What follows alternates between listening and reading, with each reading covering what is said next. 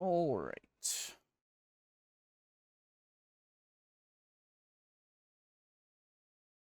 Let me actually turn my gotta turn my box fan on so I don't die.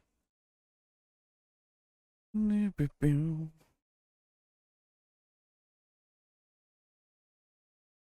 we are. All right.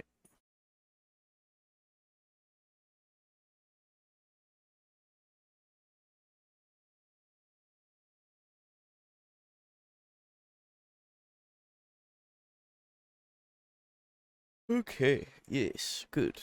This is set. Okay.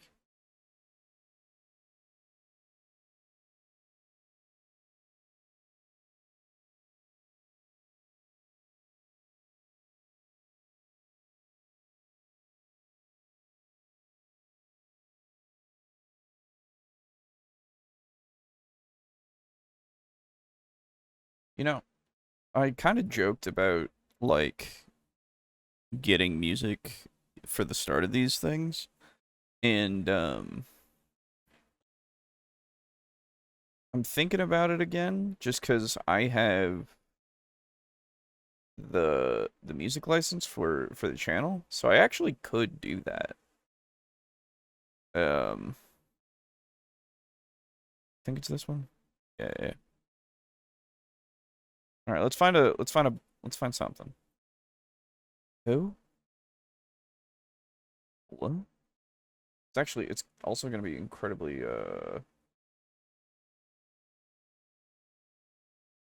what the fuck? Why do I have credits? What is happening with this website? Tells you something about how I haven't gone on Epidemic Sound for a little while. Voices? Oh god, does it have an AI assistant? Oh no. I see something that says assistant, and I'm just like, why? I don't care. You can just use a search feature. That's all I need, man.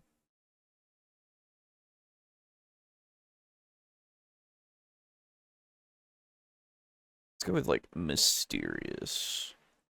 Yeah, I like mysterious as a mood for things. There we go.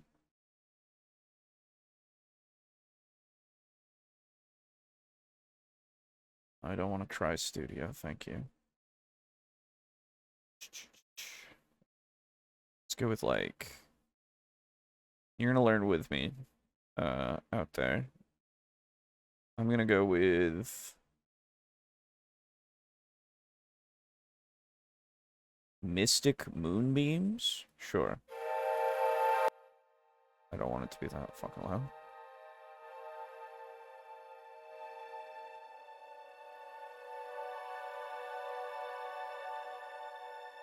That's too slow for what I want right now. That's Mystic Moonbeams. It's like the first 13 seconds. Um, yeah, fuck it. Oh, you know what? Actually, is there? Yeah, synth. Ooh, okay. Okay, this is apparently synth. Let's go with drift.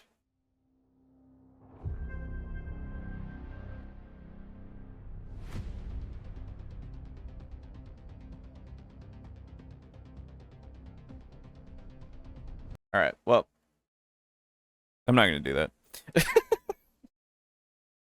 It's 12 seconds. I would need to like actually go through and pick music if I was gonna actually do this.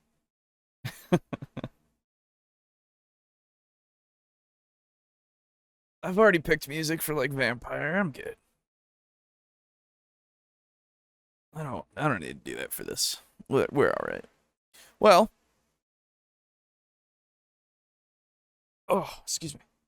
Hello everybody and welcome back to TableTalk, discussion and discourse. I, as always, am your host, Alejo, aka Great on 95.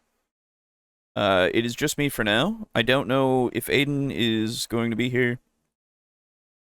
And Boo is going to be a little late. because he's got work for, oh, excuse me, goodness. He's got work for a little while. 255, the highest possible number of episodes. It's been nice watching. The highest possible number. We could never go past this number. That's true. We'll just have to loop back and start at 0, actually.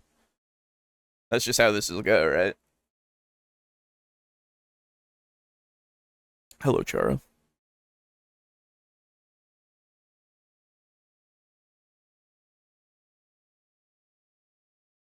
All right. Well, I hope everybody's had a good couple of weeks. It has been a few weeks, for sure. For sure. Honestly, this last week for me has been a bit tiresome, without any actual, like, good sleeping. So, that's just kind of how it's been, unfortunately. But, we, thankfully, we actually did get to play Vampire, so I will have something for, the first of next month, which is good. Because I was actually kind of afraid that we weren't going to be able to make it, for the monthly release, which is kind of crazy, but, you know, we're all kind of busy. Slash, things have been changing, you know? Each of us have our lives, so everything kind of changes here and there. But, yeah. I've, I finally, like, got to sit down and, like, watch something for a little while today, which was nice. I haven't really been, like, just watching things, for a bit. I don't know why, I'll be honest. But, one of the things that I'm watching right now is the compilation that, that was the mixtape playthroughs that EFAP was doing. And my god, that game is crazy fucking pretentious. I had heard that before when it was new, but I didn't look into it, and I didn't look at the video when it came out. And I was like, oh,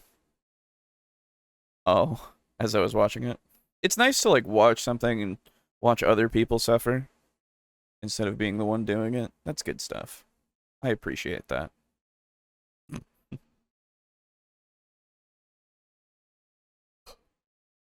Goodness.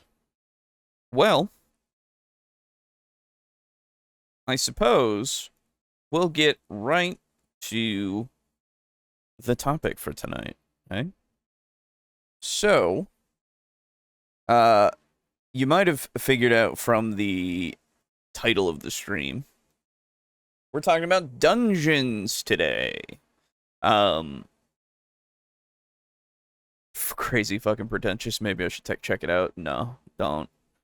It's just not.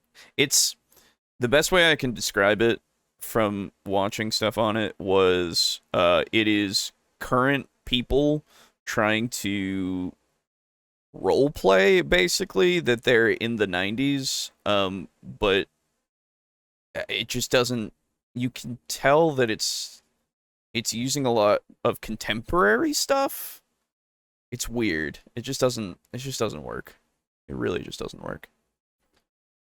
It's the bad kind of pretentious, unfortunately. There's good kinds of pretentious too. But anyway, so we're talking about dungeons today. Dungeons, as I have said many a time, dungeons can be basically anything. You can make literally the inside of a house a dungeon. You can make a city street a dungeon. Like, it really just depends on how you're layering, like, the encounters and stuff. Like, anything can be a dungeon if you really need it to be. To make it so that exploration is kind of, I guess, structured in a way, right? And even when they're not, like, doing a quote-unquote dungeon crawl of the dungeon, you can still make, like, set things up in that way. So, I figured we'd talk about dungeons a little bit. The let's see. The videos we're going to be going through today. This first one is about the design method. So, here we go. So this is Adariad. Again, we've covered Adariad once before. With the dungeon design method that changes everything.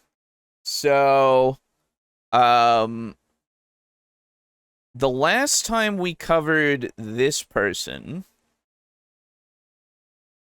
my brain is remembering that it was a lot of unnecessary fluff, to say something that was pretty simple. Speaking of pretentiousness, I guess. But that's what it seemed like. It was just a lot of unnecessary fluffing up of a lot of different, like, concepts that were for... Oh, goodness. What was it for? I only remember that I didn't enjoy my time with the video. But do I remember what it was? No. So, let's go search in the archives here. Description. Adariad. Right. It was making characters. Making I think it was NPCs. Right? I think it was. Hold on. Oh, yeah, no. Okay, the formula for perfect D&D characters. That's what we covered last time from Adariad. That wasn't too long ago, in fact. Yeah. I think it was... Oh, goodness. Was it not the NPC things? No, it wasn't, because the NPC things was a different video. I'm mixing them up at this point. We've been doing this for too long. My brain is mush. But, I suppose, with that being said, let us find out the dungeon design method that changes everything. Hello, Timothy. Tend to feel very they will get. Whoa, what the fuck just happened? Okay. Let's just calm down. Oh, here we go. D&D dungeons tend to feel very predictable. Players walk in, pick an obvious path, and rush through the rooms, hoping they will get XP and gold. I've been DMing for over 20 years and seen this happen over and over again. Dungeons that end up feeling like a routine instead of an adventure the players care about. Okay, so... okay. So, I guess my first question, is... With the dungeons that feel routine, is it because the design has been bog standard, or is it like...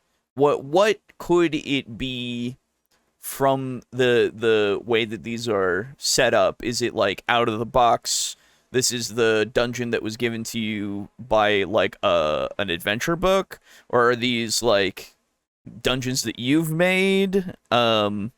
Because usually what you can do with, if we're talking about like classic dungeon crawls, right? Classic dungeon crawls, sure. They can feel a little more samey, if that's what you're going for. If you're going for a game that is literally just, as the famous, excuse me, the famous saying is, the beer and pretzels kind of thing, right? The turn your brain off, we just kind of fucking fight stuff. Like, that's the entirety of why we're doing the game. We're just kind of doing it as a clearing of a dungeon, right? That's all we want to do with this game. In those cases, I feel like that's the point of it. I don't really see that as a problem, of course. I feel like a lot of the time, though, these dungeons usually have, you know, puzzles and stuff, like things that aren't typical, so that you don't have this kind of sameness and this blasé experience, if you would. I feel like dungeons are usually given like traps and other kinds of more open puzzles, or at least puzzles with a solution that you can figure out, through some thought, or you can figure out a different way around, so that you aren't just experiencing the same thing. Because if we boil it down to, well, you go into a dungeon, and when you're in the dungeon, you actually have to contend with a puzzle of some sort, and then you have to fight something at the end that's big and scary and all that kind of stuff. Like, if you're boiling it down to the very basics, yeah, it could sound samey, but I guess I would need to know more specifics about these dungeons that you're going through that are samey, I guess. So in this video, I will show you what's actually inside a great dungeon, and I will give you a repeatable system for designing dungeons that create real choices and real engagement, so you stop dreading prep and your players stop treating them like a checklist. Okay, so again, what games are you talking about? Because I'm not sure. So, real engaging choices. First off, why don't you just put it as engaging choices? We don't need real as a filler word there. It can just be an engaging choice. First off, if the puzzles that are being set up, I suppose, are able to be like solved in creative ways, I feel like that's engagement enough, right? Let's say like, let me think of a dungeon in my head that we can kind of do. Let's say there's a puzzle that's about timing. Okay, so in this dungeon, let's say when they enter in, they go through a couple of hallways. A few rooms between, let's say, like, it's your entry hallway that goes into a large central room, okay? And inside that room, there is a sconce, a few sconces, in fact. Let's say there's 3 sconces that are above each of the sections that these go off to. So you have like 3 doors, one on your left, one on your right, one in front of you, okay? And above each of those doors is a sconce. And those are the only ways that you can at least see right now, okay? Maybe an investigation check or some sort of perception check could reveal that there is like a pattern inside of the flooring that that looks like it could be, you could kind of get into. It's like a very fine seam, let's say, under the flooring, that you could try to pick at, you could try to break through if you want to. That's kind of the thing, right? But if you go down the hallways, right, maybe they go to different rooms that have some encounters of some sort. Not always a monster. It doesn't necessarily need to be a monster, right? It could just be that inside of this next room there is, let's say it's like I was gonna say like a living room, but it's not necessarily a living room, right? Let's go with like a barracks kind of style room, okay? So inside of this on the left side, there's a barracks style room, and on the wall, it gives you like some different like, it can be something like that goes with like nameplates, okay? We'll say that nameplates are on each of the barracks like beds, right? And the nameplates themselves are like, you have one that's on one of the beds, and then some that have fallen off, okay, and they're just kind of discarded and on the ground in places, and it's like making an escape room, because like the puzzle would be trying to identify which nameplate goes where, okay, and because of that, having it so that you give them the clues of like maybe pages or something, or of like journal entries, or like maybe there's like etchings of initials that are on parts of the bed, or in those journal entries you hear about, what somebody is like. You give like, this person is really into fucking, I don't know, apples. I don't know. And nearby one of the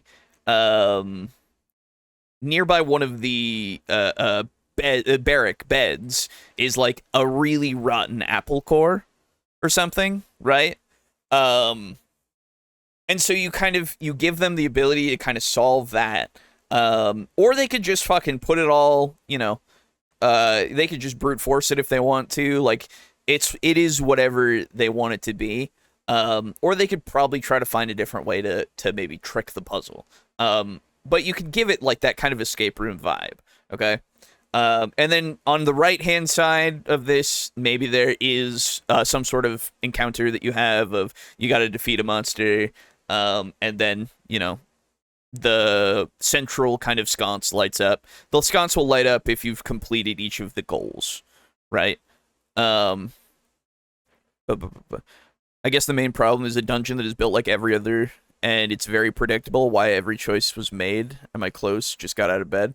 So right now he's just saying that he's trying to find a way to,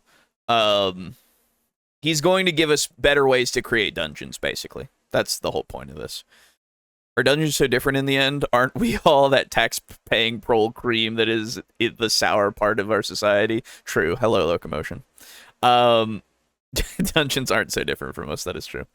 Pry off the nameplates for the loot pile. That's fine. Yeah, you can absolutely do that. And then like, let's say like the central, like the north kind of path. Maybe that one is just a pressure plate. That's all that it is. Like, when they open the door, it's a pressure plate, okay? And when you go in and you complete each of these things, the pressure plate, when you put something onto it, once you have all three sconces, the oppression plate, sorry, yes. When all the sconces have been lit, like the central, I guess staircase is what I was thinking, gets revealed by like starting to rise up. Okay, so like the floor panel that you find kind of starts to rise, and then you can kind of get inside of it, but it only rises, let's say, like 5 feet. No, you know what? Let's say 3 feet, okay? It rises 3 feet, and then what happens is it starts to close, like, quickly as it's then done, okay? And what they have to do is kind of roll into or get into that opening as quickly as they can. Maybe they can jam it with something, just to give it a little bit more time. Maybe, or they could just break it by jamming it and then just have it open the entire time. But that's your first like bit about timing. Okay, you have to do all this stuff, and then you have to make your way inside in time. Okay, and then in the next like section, there is a door that's across the, like, you get down this stairway and you get into a room that leads into another door, and when you open the door and look down the hall, okay, down the hall there's like swinging axes. Okay, this is incredibly cliche, don't get me wrong. So there's swinging axes, but the timing aspect of this, there's a door that's on the other side that opens and closes in time with these swinging axes. So you have to both jump between those axes to not, get sliced, and then get to the door and get through it as you're progressing. Okay. It's very simple, that one. Again, maybe they could break through it. Maybe they could break axes off. If they want to, they can totally do that. Like, whatever it it might be. But, like, you can theme your entire dungeon around that if you want to, right? That's my point, is making something that has a theme and kind of going through with that. Maybe it's a little cliche, but it's not necessarily, like, the most inspired thing, but it's not going to be something that they are absolutely, like, that's something that they've absolutely done before. I mean, it might be some parts of it, but it's not something they're gonna be like, ugh, you know? They're not gonna be, like, sleepwalking through it, necessarily. Maybe they will. I don't know. Dungeons always seem like the most time-consuming. I imagine some people copy and paste a few things to save brain power. Sure, yeah. I mean, that's fine. But, I don't know. Those choices are not necessarily... Those are not necessarily engaging choices, I suppose, is the thing. I guess what... But my problem is, what does engaging mean in this aspect? Are we making it so that they are engaged with, like, getting through the dungeon? Or are we trying to, like, keep them incredibly immersed in the fact that they're inside of this dungeon? You know, like, I want them to at least engage with the puzzles or the actual, like, parts of the dungeon that I've put together, so that they are at least thinking about ways to potentially, like, maybe even break what I've put in front of them, right? Like what I was saying with, like, breaking the mechanism of this rising kind of platform, or breaking the axes so that they don't actually have to worry about it, or hell, freezing them with a spell, or doing whatever they want to, right? That's what I want them to do, is to just think and utilize their abilities in a way that is that engagement, right? It's not, I just roll the dice, you know? I just say, oh, I'm just gonna roll. It's like, okay, sure. You can make the fight engaging with, like, terrain, or with, like, traps that you could probably use against the creature of whatever sort of thing that you have inside of the dungeon. You can, like, I don't know. It just, as long as they are exploring and engaging with the dungeon itself, I guess engaging with that puzzle that I said of, like, an escape room type thing, right? I feel like that's some sort of engaging choices. I don't know. Prep becoming easier, I suppose. We'll see. And your players will stop going through the motions. I don't know. Sure. I hate dungeon crawling. Most fun runs I DM'd or run with, it was social urban adventures of the bourgeois, not temple of the elemental evil. Sure. Well, that's the thing. Anything can, like I was saying, anything can be a dungeon. It just doesn't have to be a dungeon crawl. You know, you can set things up like a dungeon. It's just not, like, social encounters are part of it, you know? Like, anything at all. So. And first, to do this, I would like you to imagine something. Pretend you're at a restaurant. The menu is long, like 47 items long, so you stare at it, maybe panic a little, and then you do what I often do, let's be honest. You order the burger. It's the safe choice, and you got option paralysis. But is it choice? Interesting that you call it option paralysis. It's, yeah, analysis paralysis, option paralysis. Same kind of thing. GM also needs to make puzzles that are challenging and fun, but don't take the whole session to crack, unless you want a super hard puzzle, that is. Yeah, I mean, that's also fair. It really just depends on what you're going for, right? But usually you don't want to be stuck in a dungeon for the entirety of the session. Well, that's not necessarily true. You can have session dungeons. There's nothing wrong with that.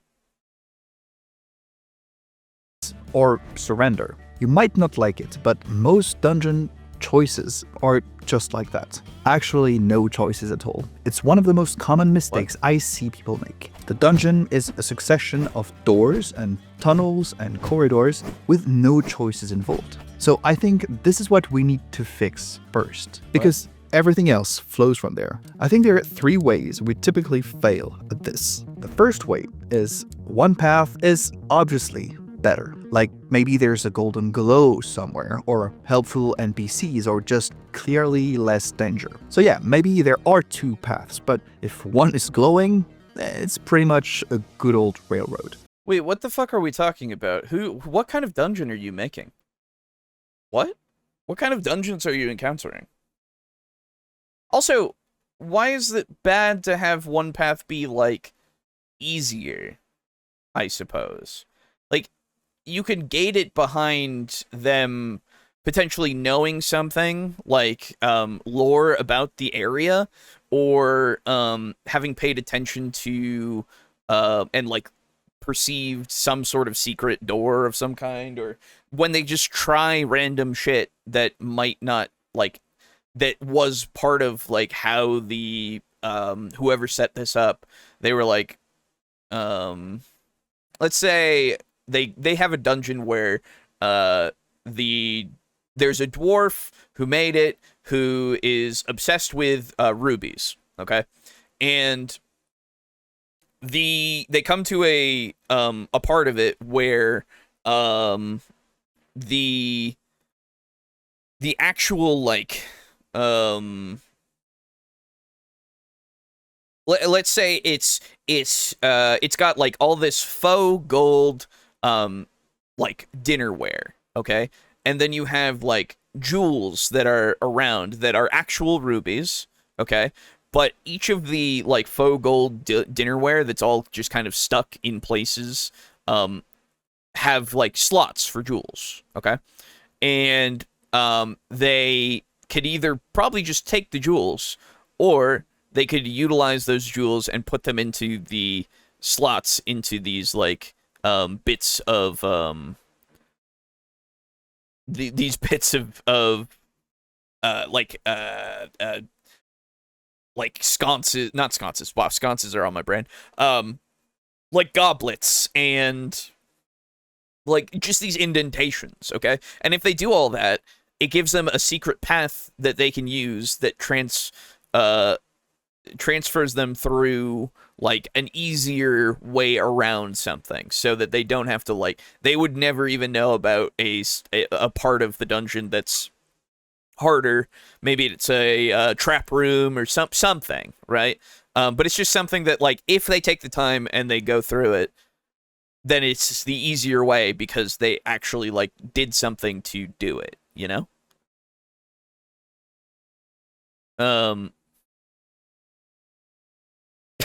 Excuse me. I hope it's a good burger. Some of them are, but I go for something more unique in the restaurant.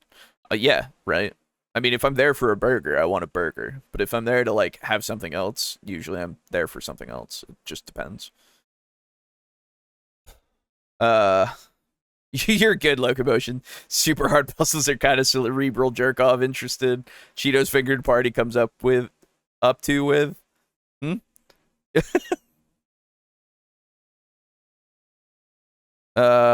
I guess finding out how that restaurant makes a burger can still be worth it. Oh, absolutely. That's the thing.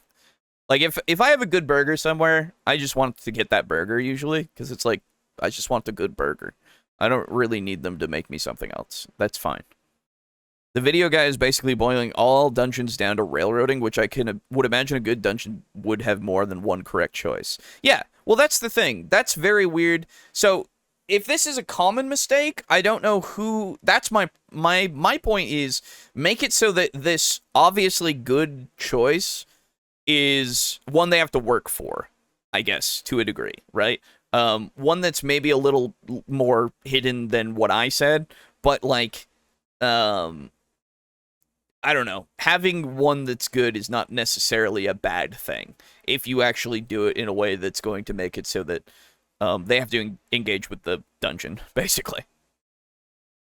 Second one is when players have zero information about either path. There is no single clue, context, or things to reason with.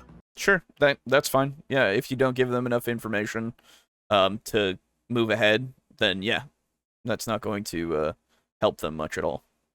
So you're implicitly asking the players to flip a coin, and they're not choosing, but playing the lottery. And the third... No, what? I'm sorry, they're still choosing. Just because it is a gamble does not mean that it's not a choice. Okay? It's not an informed choice, but sometimes that's okay to have as well, I would think. Like, you don't necessarily need to give them everything or enough information, but you can give them enough that they know that, like, either way could be maybe not a good idea, you know? Sneaky one. The players don't need to sacrifice anything meaningful. I don't mean choosing who dies, but that's when both paths lead pretty much the same outcome, or loot, or story. I mean, that's also fair. If you have... So, well, okay, now here's the thing, right? So, you can have two different paths that lead to the same thing in a dungeon. It could just be that there are different ways to contend with the way to get there, right? Maybe making it so that one is more suited for magic, whereas the other one is more suited for actual physical tests, maybe. But, like, hold on. Ugh. In choosing who dies, but that's when both... Okay, I just want to... Thank you. Lack of concessions lead to similar consequences. Lack of concessions? Concessions? In this context means a compromise of some kind?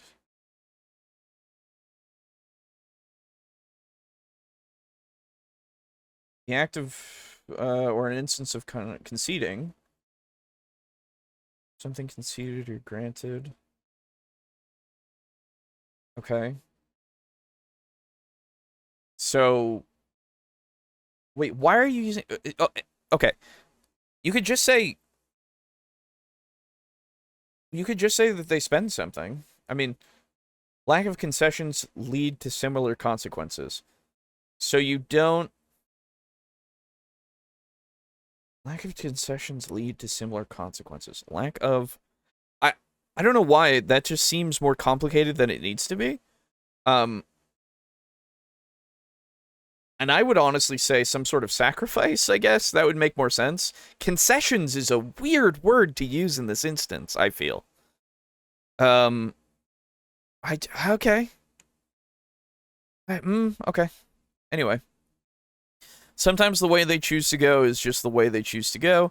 They could have gone a different way, but they went this way. Yeah, exactly. That's a trick when most of the folks are up to shit fuckery instead of rolling through the shit you plotted for 6 months, and all your innovative script flies to Davy Jones's locker because they are red.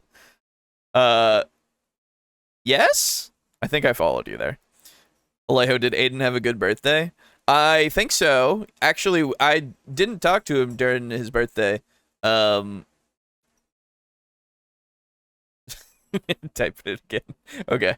I didn't talk to him during his birthday. He was out doing stuff, but I'm sure he did. Yeah. I didn't even ask, honestly. I'm a bad friend. Paths lead pretty much the same outcome, or loot, or story. In my experience, players have this almost spider sense when it comes to this. They know it's coming, and they immediately stop caring about the decision. So to take... Wait, so... What? I need that final point all at the... Hold on. I need to listen to this, actually listen to this. I'm so confused. You're implicitly asking the players to flip a coin, and they're not choosing, but playing the lottery. And the third, sneaky one. The players don't need to sacrifice anything meaningful. I don't mean choosing who dies, but that's when both paths lead pretty much the same outcome, or loot, or story. In my experience, players have this almost spider sense when it comes to this. They know it's coming, and they immediately stop caring about... Okay, so what does that have to do with the lack of concessions leading to a similar consequence? What... You did say sacrifice, but now you're talking about if they take two paths and they both lead to the same thing, the players know about that and stop caring? are we assuming that both paths are boring? What is happening with this point? Am I crazy? Do I just not understand what's going on? I'm not sure I'm following this enough. Am I? Okay.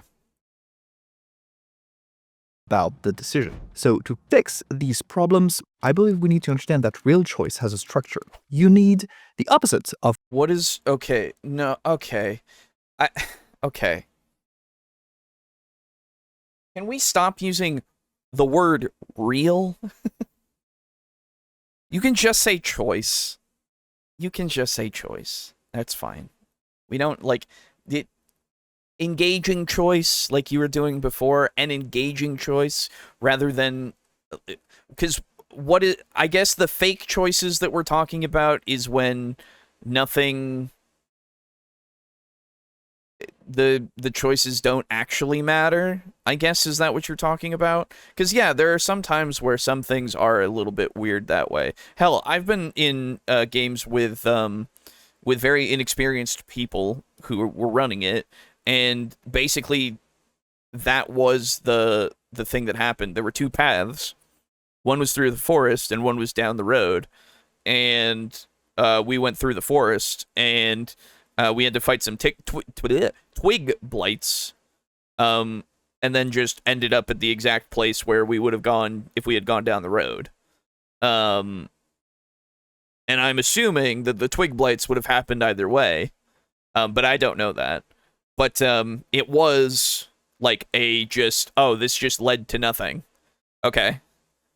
Because at the end of the day, we just kind of went to the town, I guess, and fought some twig blights, I guess.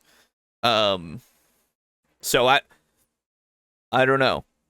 Maybe if it had been a bit more of a meaningful path of like, you also find something else when you fight the twig blights, like there was a gain to going off the beaten path. Whereas on the cobblestone road, maybe it would have been safe and we would have just gone to the tavern. I don't know. I don't know, but it just seemed like it was just, at least in that instance, there was nothing that was going on that was even worth it. It was just kind of like a time waste, and that was it, right?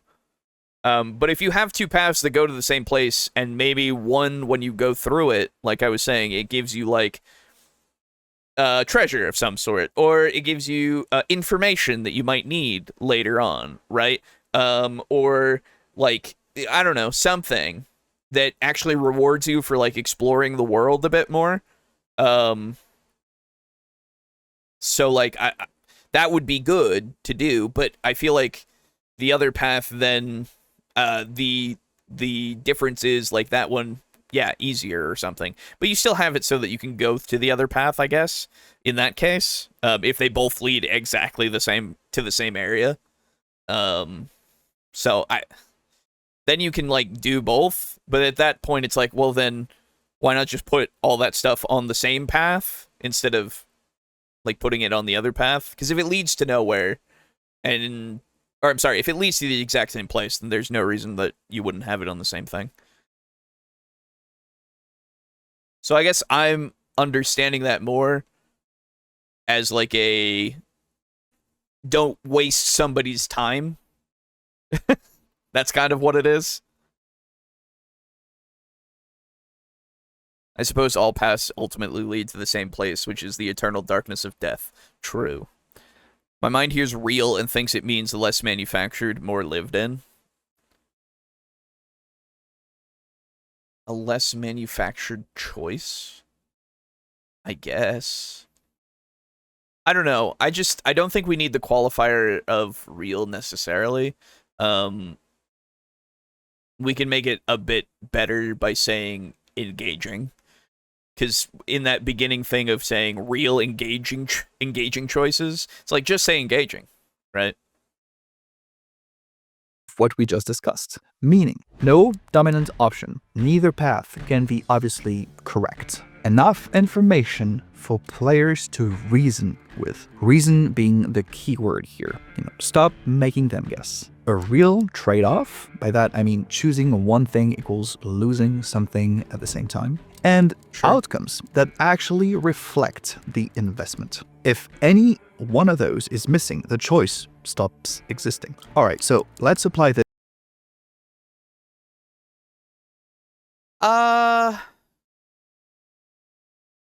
I'm not sure about that, just because if I make a choice and it's not necessarily informed, that doesn't mean that I didn't make the choice. You know? Me as a player, if I don't get enough information, but I'm like, all right, I'm going to choose this way, I think this is correct. That's because I made that choice.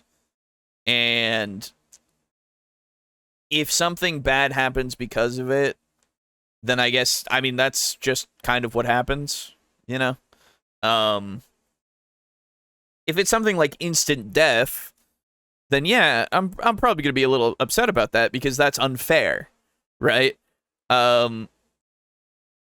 It would feel unfair at least, right?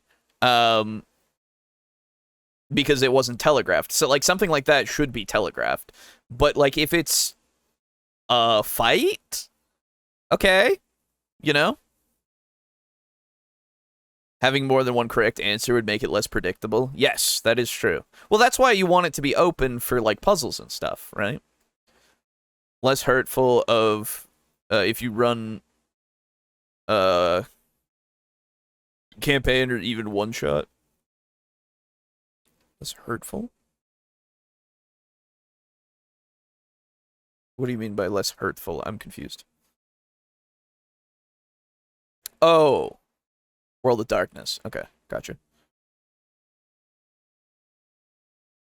Two forks in the road. What does a good dungeon fork actually look like? Well, like this. On the left path, there are blood stains on the stone. Players can hear nothing but dead silence, and there is cold air bleeding through the doorway. On the right path, there are strange flickering lights, whispers that might be voices or might be wind, and warmth. It's almost too warm. Neither is obviously the right path, because both cost something. One promises danger you can see, with the bloodstains, and the other danger you can't quite identify with the whispers and the warmth. So you're not asking the party to solve a puzzle, but to commit to an interpretation of evidence, which they don't have a lot of, just enough to make it a choice. When they do commit and implicitly say, yes, we chose this, they are pushing down the first domino that will trigger the chain reaction we'll discuss in a minute. Right after, I give you a step-by-step method to help you do this every time.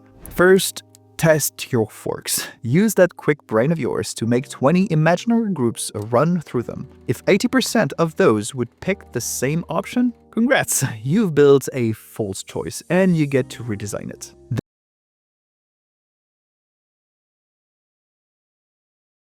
But it's not a false choice, and that also... Okay. I get what you're saying. If you're making it too good of a choice, then that will be the one they pick every time. If you want it to be a branching kind of thing. Okay? Now, what if... Now, immediately, what if I want that to be the case? Of, like, they don't choose... Like, what if that's the gimmick of my dungeon? Okay, I give them like paths that seem good, but are not good, and every time they pick the good path, then they go that way, and it becomes more dangerous than if they pick the creepy bad path. Like what if that's what I want to do with my dungeon? That way it's something that they have to figure out and they have to gimmick, I guess. Or they have to figure out the gimmick so that they choose correctly every time, That could be something. I mean, I don't know. But, like, if I gave them something branching that I wanted to be truly pick one or the other to get through it, why would I do that, I guess? Because that feels like... So I don't know if it's railroading, necessarily. Because I'm wondering what... Because we're not talking about...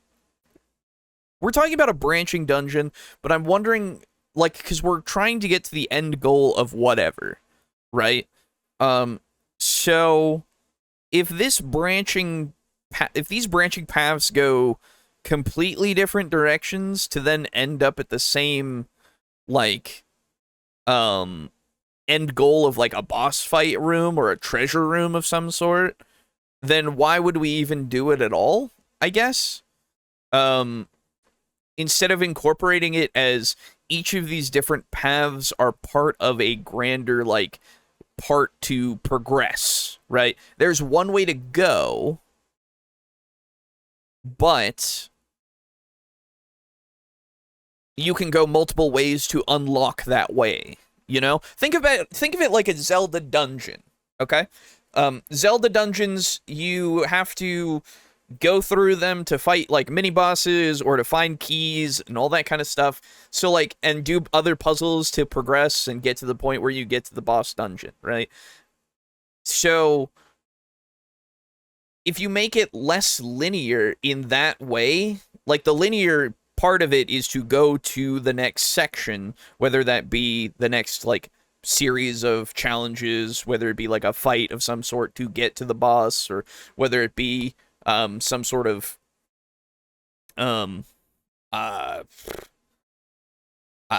could be a puzzle again, it could be something, like, it could just be whatever you need it to be. It could just be something that gives you, like, information that will help you outside of the dungeon, potentially, like, you've come here for something, but it gives you something else, a lead to something else, right?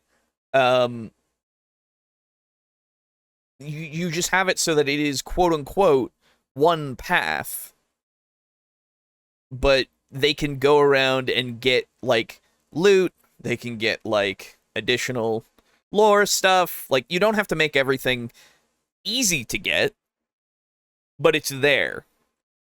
And then once they finally go through to the next section, it's more just exploration of getting to a point where then they can feel like, oh, okay, now I need to go to the next thing, right? I don't know. Hemlock, good, classy, historically significant. A poison of champions, true. Won't a third door that leads around the boss, but you can't make noise, make the fork better? Well, so that depends on... So in that case, it's like... You put, like... I guess you would have to make it very clear that the boss is next, so you give them the ability to, like, circumvent it somehow, but it's, like, a hidden way that makes it so that the boss never has to be fought. If you want to do that, you could. That's up to you, I suppose. Making it so that they don't even have to fight something, just to get, like, the treasure of whatever it is. You could do that. I don't see a problem there. In labor of producing a thought about how modern settings are liberating for peeps to stay on a rail and do their own thing, but see or saw, either comply or persist in the doomed world you have created. Pick the lawful good paladins accordingly. I don't know. I'm... For something of, like, doing these branching kind of paths, like, you can have it branch out for your central kind of, like, everything leads to the boss at the end or the treasure at the end or whatever it may be that the dungeon is there for. But it doesn't have to be so weirdly, like, put in this way of, like, you have one path that goes this way, one path that goes that way, you know? I don't know. It just... Again, if you think of, like, a Zelda dungeon, those ones are pretty well designed, where you even have, like, different floors and stuff you have to go to get things done so that you can progress to the boss door.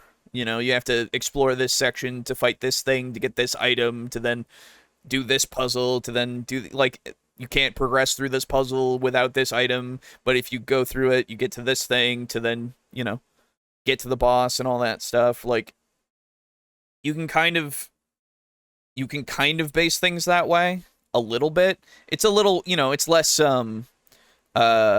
strict the way that you can do it with your dungeons, but like, and your puzzles, but like, it's the same kind of thing, you know? What about dungeons that don't act like dungeons, like an old hotel, a lot more doors to work with? Yeah, like, yeah, Legend of Zelda has little to no roleplay in the core of the concept, but you can stretch that out. Like, you can expand upon it to give it, like, actual roleplay, like, giving it things to, like, making it so that there are those puzzles and stuff that can be used in ways that, like, the characters roleplay through what they do to solve those puzzles, because they can do anything. Right? Like, it's not going to be as strict. That's my whole point. It can just be a good kind of look at for a framework that you could work with if you need to. What about dungeons that... So, for like an old hotel, yeah. So, you have your first floor that's like the reception area, okay? And then once you go up to the next floor, you have just rows and rows and rows of doors that lead to rooms. Now, those rooms could have, like, walls knocked out of them, so that you can get to other rooms through them. Some of the doors could be locked, which you could have them lockpick through. Some of those, the hallways could be blocked off, and there could be, like, like junction boxes and stuff that they need to turn on to, like, maybe make the elevator work so that they can get to the roof to fight whatever's at the top that's taken over this hotel. Yeah, I don't know. You could do stuff with, like, having them get through, like, zombies that are inside of the hotel to get to these power boxes to then, like, go up into the elevator, or open, like, maybe like a security room so that they can look through cameras and see if they can find something in it, or find, you know, stuff that's been left over from old residents, maybe those zombies, that they can then use and loot and all that, right? Think people forget dungeons to be more than the classical type. Well, yeah, that's what I'm saying. Everything can be a dungeon. You just make everything, like, laid out in a way, but it doesn't have to be, you know, you don't have to roll. I'm sorry, you don't have to do the classic dungeon crawl. You're just exploring, you know? And it kind of turns into a dungeon crawl that isn't just, well, I just, you know, I go through the door to get to the monster and then fight all this stuff, and, like, it just, you can expand these things out to whatever you need to. Social encounters and stuff like that are parts of a dungeon, you know? They can be. Then you give 2 to 3 clues per path. Please don't make it 0, because that's how you ask for random guessing. But not exhaustive either, otherwise you'll accidentally make one answer obvious. For example, So here's the other thing. I don't think that it's a problem if you have a few times in some dungeons where they don't have enough information to make an informed decision. Because part of this delve is danger, you know?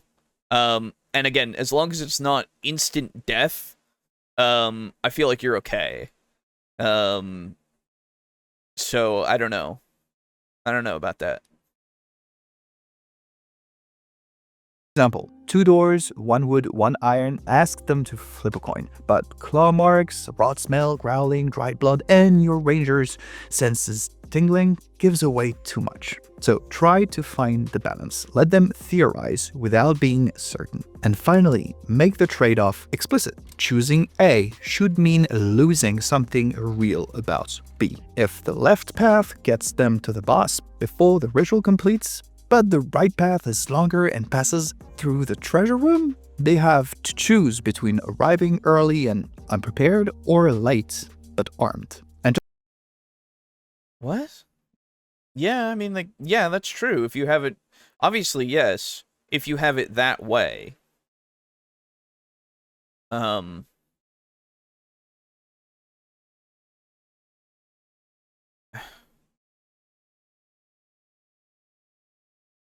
Yeah, if I set up a dungeon that way, then yes, absolutely. But I feel like the timing thing could be just a part of the dungeon if I want it to be.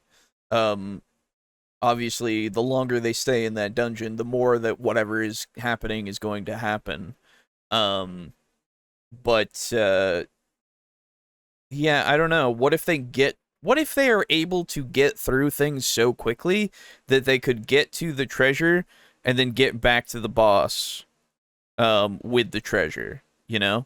And then yeah, or just go kill the boss and go back and hit the treasure room. Yeah. Like that's the thing. I don't understand. Is it supposed to be that they aren't powerful enough without the stuff in the treasure room to then go kill the boss? I thought usually you get the stuff after you kill the boss. If you're designing it in such a way where they need the things from the treasure room to make it an easier time, I guess that's true. That's fine. You can do it that way. But they could also just fight the boss. Maybe it's easy enough when they're fighting the boss. Like I feel like I would design the encounter with the boss to be challenging to them right now. Like, and they could overcome it. And if they go and hit the treasure room, they become like it's easier for them if I really want to do something like that. But they're not unprepared if they go to just kill the boss. That's a weird way to put it. I don't understand what we're doing there. What is that about? Also, the boss isn't guarding the treasure at all? Like, the treasure room is just something else that we can go... Like, that's fine. The fucking armory is over there. It's locked up, and if you can get into it, you can get all these guns and stuff. Sure. And whoever is in charge of the building is somewhere else, you know, doing the being in charge of the building thing, being the boss, right, of all the lackeys inside of the building. We can do it that way too. Like that's fine. I just don't I just don't know.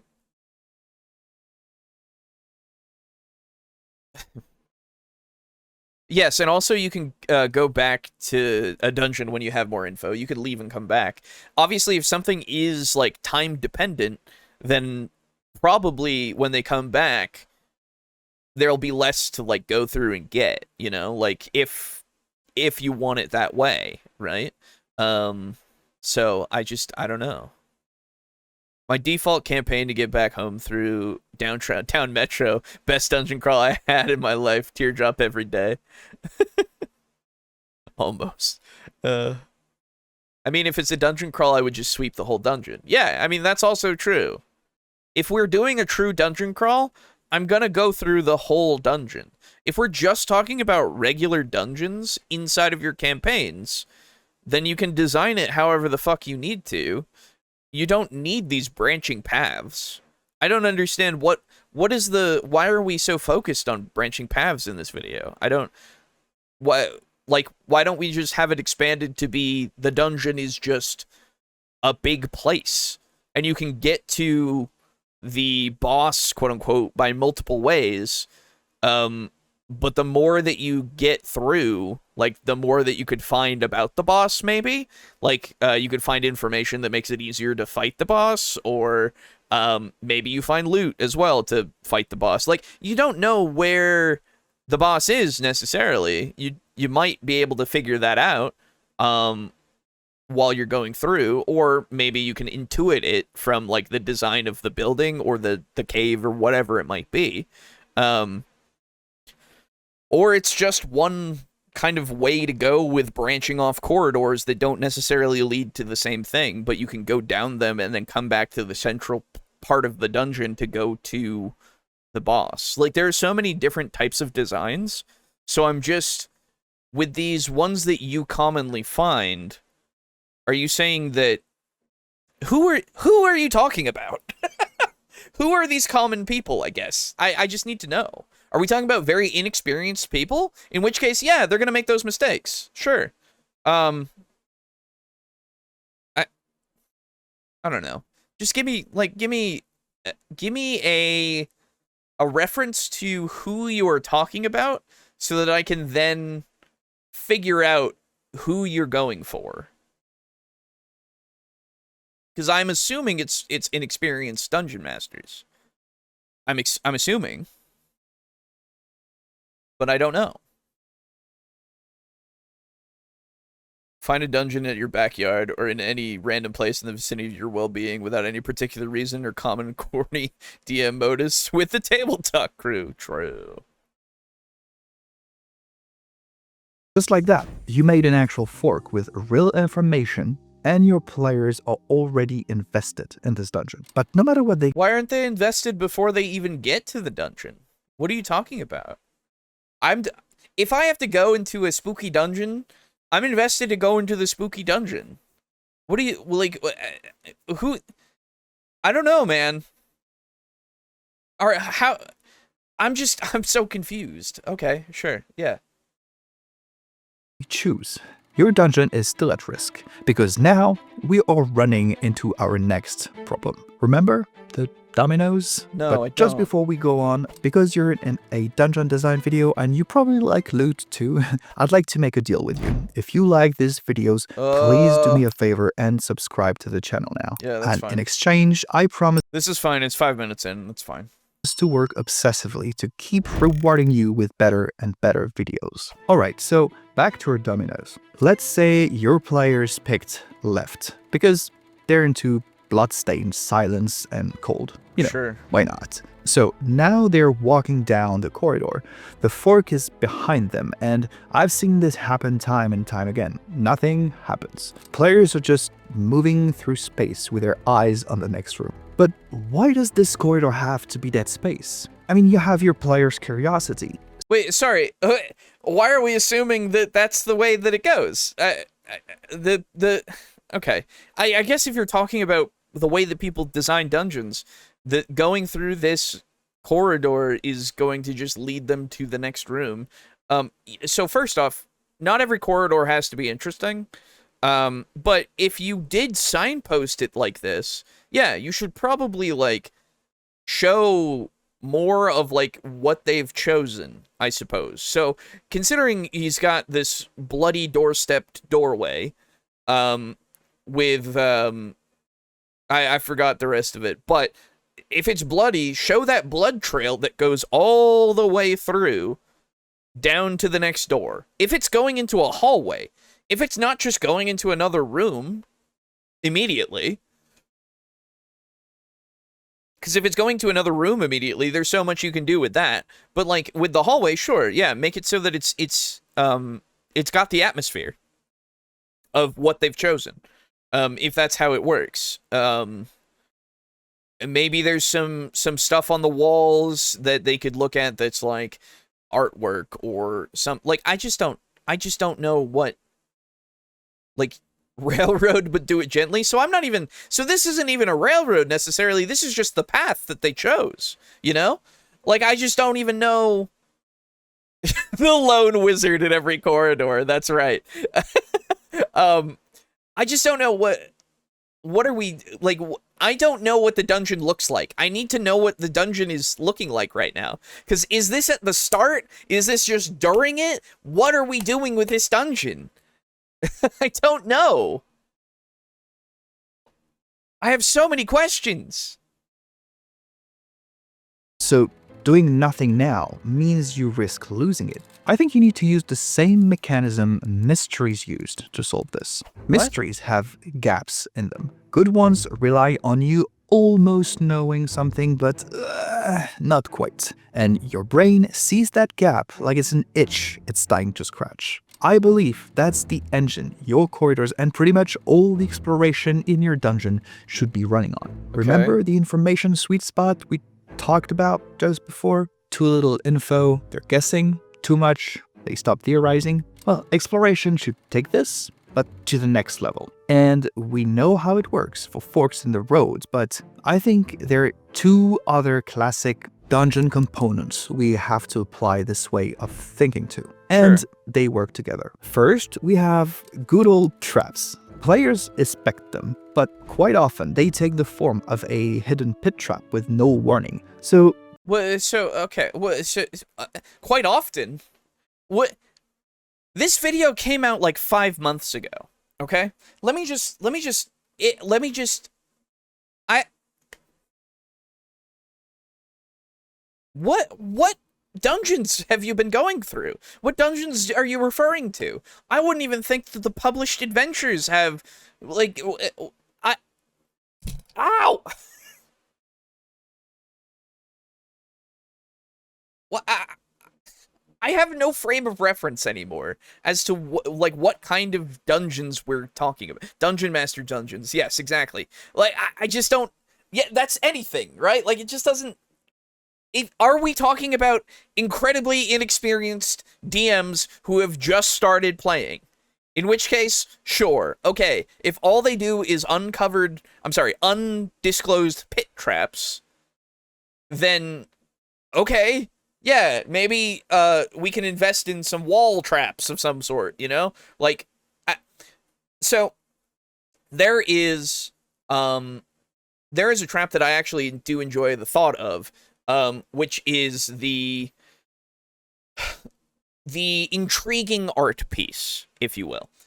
So it's like a mural on the wall of some sort of event that has happened in the world, that makes sense to be in this area. Okay, and it's magical, and when you look at it, it starts to draw you in. Okay, and maybe what you could do to signify that it's not actually that good of a thing to look at, like too hard, like going up to it and actually looking at the mural is, or sorry, painting or whatever it might be, is like you have like skeletons that are lined up that are just kind of like slouched into the wall underneath it. But they're all looking up. They're all looking up into this mural, okay? So it's like they died just unable to look away from this piece of art. That's already something of like, oh shit, what is that? And then what happens is if the player gets curious and they go to look at the painting, you have them make a wisdom save, okay? And then the DC is about 10, let's say. All right, make it easy. Make it a quick little thing to say, ooh, this is kind of dangerous. Okay, so they maybe make their save. 10 is pretty easy to make. If they don't make their save, then we start doing some stuff. Okay, but if they do make their save, then they can feel that pull, right? That makes them go, ooh, uh-oh. But they are able to shake off the enchantment. Okay, and so then they know, ooh, that's probably not something good. Okay. But if they look back to it at some point, just to, look at it again, the DC gets harder. It goes up by 2, maybe. Okay. And you can use that as something like they can look at the thing for a little while. If they keep looking at the thing, the DC starts to go higher and higher until they start getting drawn towards it. And then at that point, it doesn't like stop them from speaking. It doesn't stop them from doing other things. I'm sorry. It does stop them from like being able to control their body as they start to walk towards the painting, right? But they can still talk and stuff, right? And so they can start saying, "Oh God, guys," right? And make it so that they need help from other people to like pull them away, to like get their head from their eyes away from looking at the thing, like they having to turn their head away and all that kind of stuff. Like they even when they blink, their eyes have to be drawn right to it when they failed, and they can make more saves if they need to, but this like leads them to that point where they're looking at the painting if they can't get away from it. And the painting itself will start to do psychic damage when they're right next to it, okay? So, like, the danger is getting up to the painting. But you have plenty of time to get away from it or get somebody else away from it and, like, to not look at it and all that kind of stuff. But the painting itself has, like, this, it depicts this, this scene that might be important. Potentially, like it might give you information if you keep looking at it, maybe. And yeah, you could maybe do it as like a It's ironic that Locomotion said the Odyssey at some point, but like making it so that you tie up somebody so that they can't move and just are looking at the painting, and then they can see all the stuff that's going on there with the painting, but they kind of have to be a little closer to it and everything. So maybe it's something that's like it continues to give them psychic damage, but it like tells them a story about the area. Or, like, about the dungeon itself, maybe? Or whatever boss, maybe, that they have to fight. You know, it shows just stuff that could be useful to them. It's a thing that gives them information. It's a risk-reward thing. And it's a trap. There you go. You can have that one for free. Maybe make it a little better. I don't know. But yeah, maybe just... I mean, maybe a hallway could be just a hallway. I mean, that's also fine. You know, just making it so that it's so for this blood-stained hallway, they just fucking, I don't know. They just see that it's all bloody and stuff, and they see giant scratch marks and stuff in the walls, and like they can see, maybe that shows them, or it's like bits of the wall have been like smashed into it, or furniture has been smashed or clawed. However you want to tell them what type of damage maybe it does. Maybe some things are burned, maybe some things are, you know, you can smell ozone, and all that kind of stuff, right? But like, whatever you want to do, right?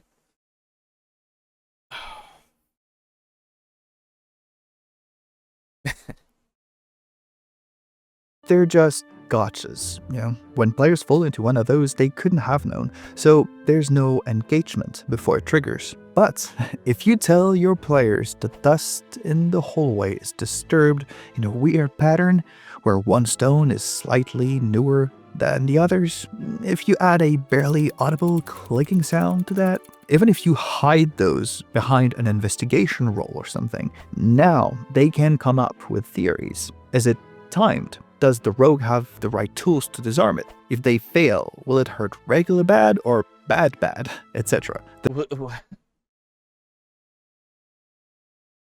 Okay. So... Okay. So here's something that I posit to you. If you are in a dungeon, if you are in some sort of dungeon crawl of some way, right? Yeah, I know that it's a little fucking annoying listening to this. But if you're in a dungeon in a game, okay, don't you expect there to be traps? A lot of the time? Yeah, sure. Maybe you don't, like, actively go, I'm searching for traps every fucking room. You could, but maybe you don't, right? Maybe you, I don't know. You as the player are kind of curious and maybe just say, oh, I'd like to do a perception check to maybe, like, look for some traps of some sort. Or you turn to your DM and they say, and you say, hey, can I look for traps in this room? As we're kind of starting. And then fucking the DM says, oh, how do you want to look for traps? Right? To make it less of a, oh yeah, I'll just tell you what to roll, and more of a, tell me what you're doing roleplay-wise, and I will tell you what to roll. Right? Just to, like, get them engaged in describing how their character looks for traps, okay? That will get them engaged more so. And yeah, if you leave, like, those... I don't know, man. The obvious, saying, oh, this is... Basically saying that the like, going for those, specific little details that might not mean anything necessarily, or just require, like, I can just say, if you go into a hallway and say, hey, could you do a perception check really quick? Or I just say, hey, you start to hear a ticking. Like, I could do that, for sure, if I want them to act a certain way, but if I want them to also, like, maybe be a little more proactive, I would do that here and there. But I would also just say, okay, but if you're going through a hallway and I don't tell you to do that, maybe there's still a trap there. But I'm not going to necessarily tell you, because traps aren't like always going to be that obvious, you know? I feel like a healthy mix of easy to find traps and difficult to find traps is good. That way it doesn't feel cheap all the time necessarily. Usually it doesn't feel cheap, at least to me, because I'm going into a space that probably has a trap in it if we're talking about classic dungeons. But if we're talking about just a dungeon in general, usually I expect there to be something that's going to hurt me. You know? So, I just don't know. Maybe the mindset should be more... Maybe you should encourage that mindset a bit more if you're going to be using dungeons in a way. I'm not sure. Bloody hallway. It's just Sephiroth's been through there. That's common. True. When you're in the dungeon, expect a welcome to a special DM realm where you bark and I'm rolling the dice fairly. Happy space. True. Exactly. I don't know. It just... Like, we can design these things to be more obvious when they're, like, lower levels, okay? Making it so that it's something that... Or when they're really inexperienced as players, okay? Just to introduce them to the concept of traps, okay? But at some point, these traps are not going to be as visible as you would think. So I just don't know. The trap becomes a puzzle they can actively solve, and it stops being some kind of random tax on their hit points. And then we have... But don't you... So didn't you also say that you want them to, like, have a consequence for the choices that they make?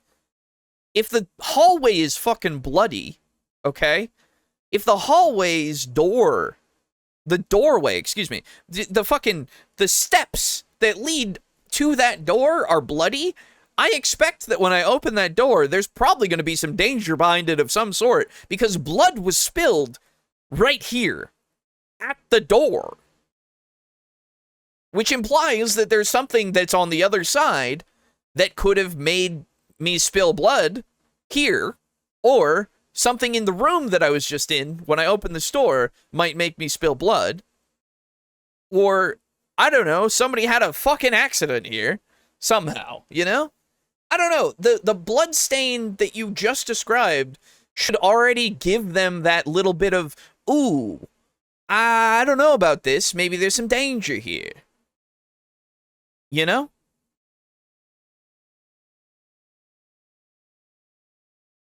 Exploration pacing. To achieve good pacing, should layer your reveals. You give them something for free when they enter the corridor. The obvious stuff, like its shape or the immediate temperature. I'm sorry, can you fucking make it so that your camera doesn't autofocus? Because it is just going in and out of focus all the goddamn time, and it's so annoying. Then, you reward engagement and player questions by revealing the interesting stuff that requires attention as they progress. Scratches and broken torches, etc. Yeah, no shit. What? Yes, you should do this. I agree. And the things that demand investigation, the loose stones, for example, should cost time and resources. Yeah. I agree. Yes, this is something that you should do. What? Why are we framing it so weird? I just don't know. Logic, illogic. If the skeletons are lying in a pool of dust and the blood is staining the walls, it means that the rolls are a -15 DC on default. True. Layered approach will allow you to make exploration feel like earning information instead of just receiving it. So here's what you... Hello. Hello. You came in at a perfect time. Oh, really? Well, I had just paused. Oh, I see. Okay. Yeah, we're talking about dungeons today. Yeah. How about, are we talking about dragons as well, or no? We could, but it's not necessary. Okay. Yeah. Just wanted to check. But yeah, this is a video from Edriad, Yeah. or Edariad. Edariad, excuse me, and it's very uh the last time that we covered one of these videos, I felt like we were just conflating things to a degree that we didn't need to, in the sense of Oh, okay. it was just more complicated than it needed to be in the explanation. Oh, okay. And right now I'm at the point of like, yes, okay, you're saying these things, I agree, but also why are we putting them in a weird way so far? I just don't know. Mhm. Right now we're talking about earning information, apparently, and I agree with layering the information in the sense of giving it in obvious things, and then in things that when the players ask about stuff, you give them that information, and also if they require a role or something to actually be used to gather information, you reward it that way too. Yeah. It's layered, and it's standard. Yeah, that sounds. I'll be honest. I wasn't paying attention for at least a little bit in the beginning, but Sure. yeah, that's all. Yes. Yeah, well, so it's just like, I'm assuming that these videos, I have to assume that these videos are for people who are brand fucking new, because he started with dungeons there are mistakes that people do with dungeons, and making dungeons, and like one of them being like branching paths, or I'm sorry, everything is based off of branching path, okay? Yeah.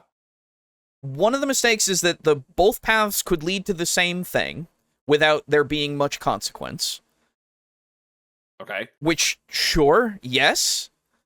One of them is this not giving them enough information. That's another thing that is a common mistake, apparently. Which, sure, it could be.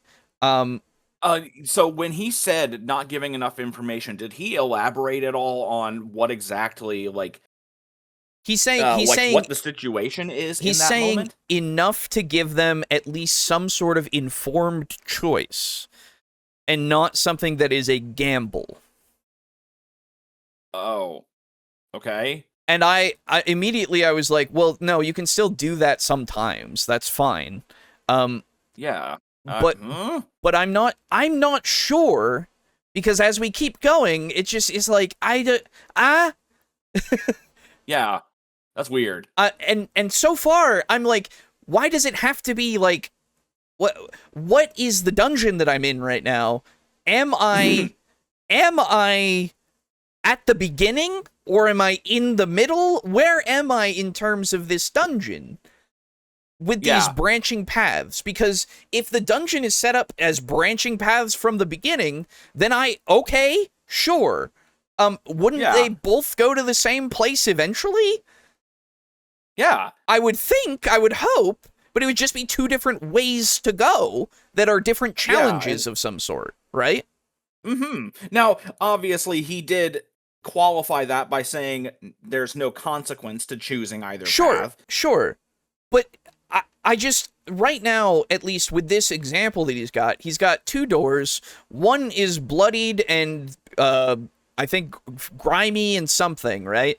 The other one is, you can hear, like, whispers, and it's warm, and, something else. I can't remember exactly, because I just don't know. Because it's just like, yeah, okay, those are two different ways to go, and it seems like there's two different things going on there.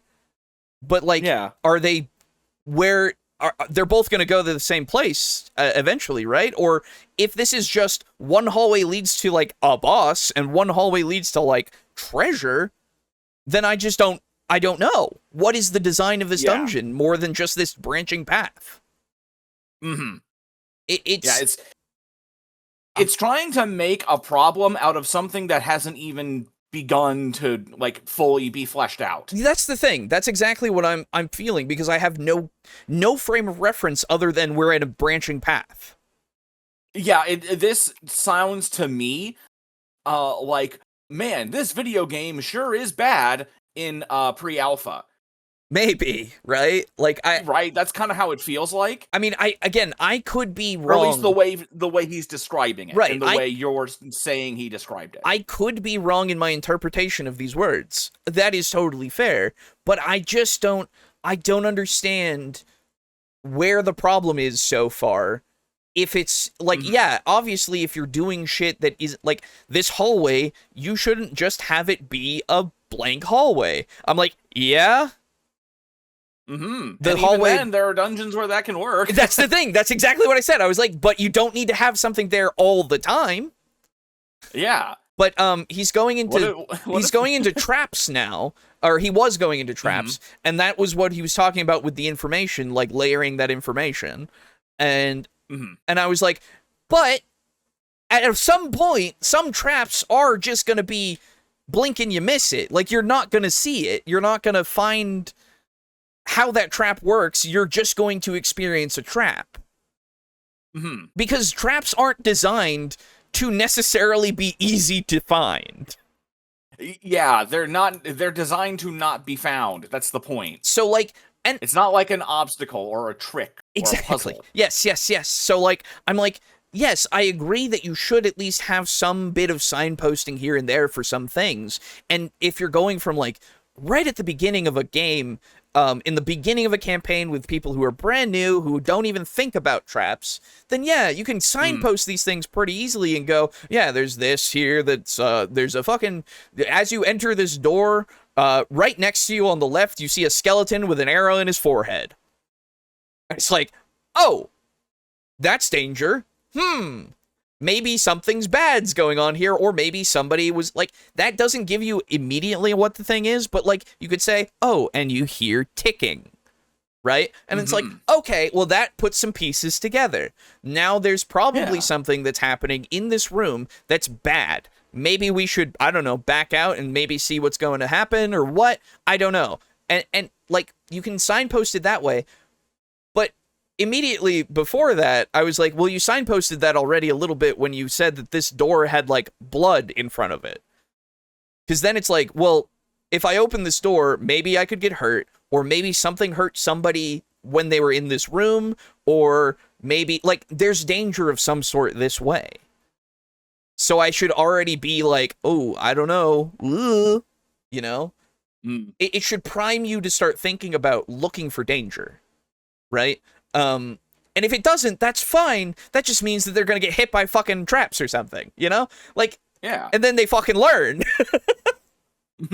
I to a point, I'm like, yes, you should do it to some things, but not all the time, necessarily. Yes. And this is also like, I hated in the beginning when he said one of the pitfalls. Oh, that's right. The first mistake is not giving real engaging choices. Where I was like, dude, just say engaging choices, okay? You don't need to use real, okay?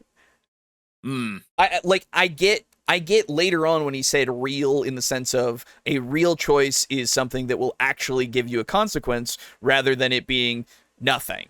Like, it's just, why was this even a choice to begin with, right? Yeah. Which is why I'm now like, okay, well, we have these two paths, so now why do I have two paths here, and why can I not just make it so that...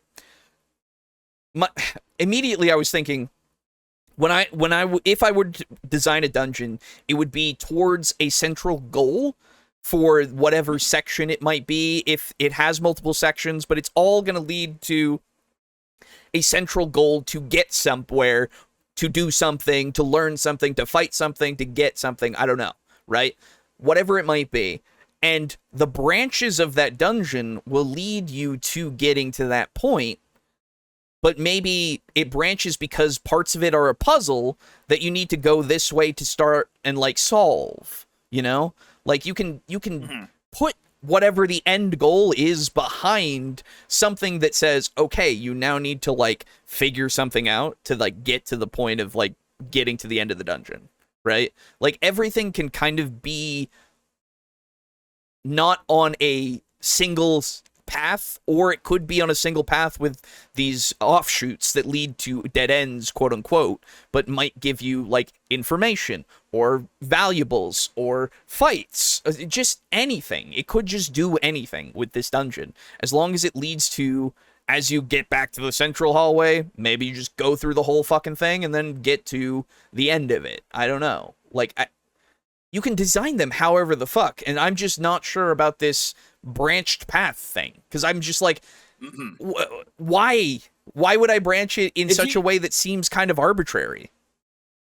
Yeah, I mean, honestly, you wouldn't. Exactly, which is what he was already saying, of like, make a engaging choice. It's like, well, okay, it can be engaging if you have these two paths and they both lead to the same place, but one path is like more physically challenging, while the other path is more magically challenging, or something, so maybe more mentally challenging. You know, like it could be like different types of obstacles, right? Yes. And that would actually make it so that it's something that's engaging. But like with his other example that he had of, well, maybe do they go down this path and then maybe they get to the boss at the end of it, or do they go down this path and maybe get to the treasure first and then get to the boss later? And it's like, okay, yeah, you could do that too, I guess, but why? Yeah, why would you not have the... Does it make sense for the treasure to not be guarded by the boss? Well, so that's what I was thinking, but the other thing that I was thinking is, like, I would design whatever it is, this final encounter, to be challenging to the players at their current state, okay? And then once they get to them at their current state, they could fight the thing and then explore more of the dungeon to find the treasure room. That's fine.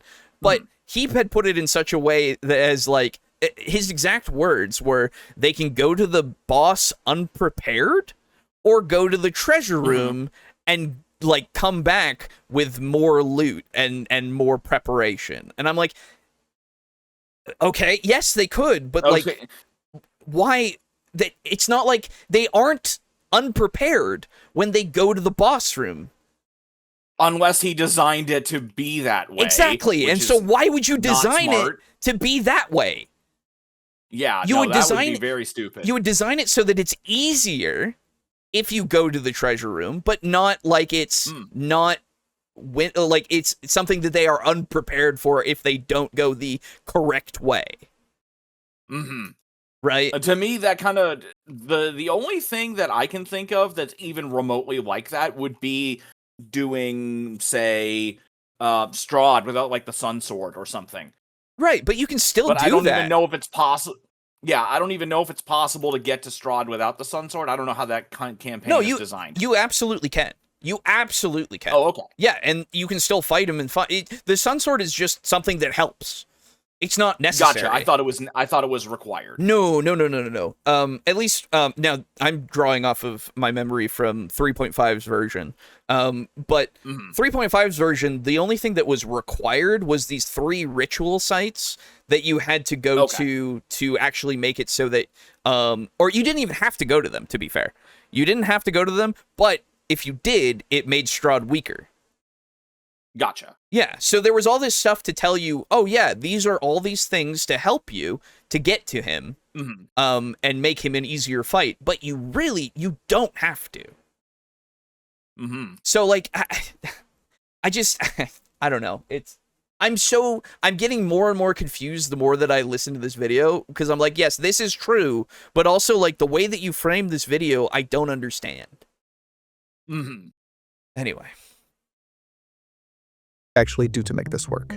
First, ask yourself, what question does this corridor or room put in my players' heads? Sure. If you can't name a specific question, like why are these torches dead, or why is this floor different, chances are the space you're working on is dead, and you need to add something that makes them wonder. And then you keep the internal dialogue going. Can they answer that question immediately? If yes, then you've filled that gap I was telling you about, and I think you should pull back a little. Try to leave some room for theorizing. Corridors, exploration in general, are parts of the dungeon and should not be the boring parts between interesting rooms. They give Agreed. you the opportunity to build anticipation, which will make those rooms hit that much harder. So sometimes the, like, getting to the next room, like, it doesn't need to have anything in the corridor to get you to anticipate that, you know?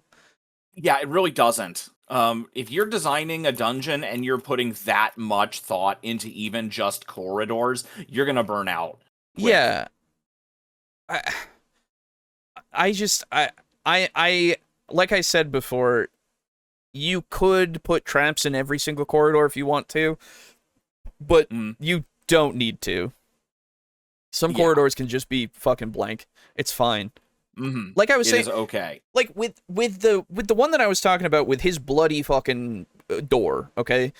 If they open that door, they choose they want to go that way. They open that door and they see a blood stain that goes from the edge of that door all the way to the next one. It's like something was dragged all the way that way, okay? And then they see bits of the wall that are either scraped or crushed, and you can see maybe some scorch marks, or maybe you can smell ozone, okay? That could tell you something about what's that way if it is a creature of some sort, or maybe the creature isn't even there, but you just are telling them things about maybe the boss, right? It either does slashing damage primarily or bludgeoning damage primarily. It can also do a flames attack of some sort or electricity of some sort. Like, you just give them these little context clues to, like, tell them information if you want to, but it doesn't have to be in, like, every room, you know? Mm-hmm. So I just don't know. Yeah. Tension and release, like in music. Now, once you've done Sure. that, your players have traveled down that awesome corridor with their curiosity maxed out. They all have different theories, and that is when we run into our next problem. Because what happens when they enter a room with stuff in it? By the way, if you're thinking, okay, cool, but my players are just so chaotic, they will never care about any of this. Well, that's exactly why I created the Plot Engineering Blueprint, which is a free guide to help you guys make sure you are able to prep games that adapt to players' choices. Sure. And you can get it by just clicking the link in the description. Hey, free stuff, always good. I'm glad that you're making free stuff. Yeah. Alright, so now your players step into the next chamber, and there's a creature there. Let's say it's some kind of guardian. Doesn't really matter what exactly, like, put your favorite monster there. What matters is your players are probably going to want to fight it. Because, you know, let's be real, most players don't really wonder about whether they should fight. They see a monster and ask if they should roll initiative quickly. That's just how most tables work. But I mean, usually it's the DM that says, hey, yeah, you can roll initiative. But Yeah, you usually know. it's the DM doing that. Yeah. So, like, I just, or that it's more, what you should have said is the players say that they're going to attack in some way. 'Cause Yeah. usually that's what they'll do. They'll say, oh, I shoot my bow, or, you know, whatever it might be, right? I run up to attack. I mean, the thing. honestly, if I walk into a room and there's a monster and I see it and it sees me and it doesn't attack, I'm gonna talk. Well, that's the thing as well. Like, it depends on the players, obviously, right? It depends on Yeah. your table.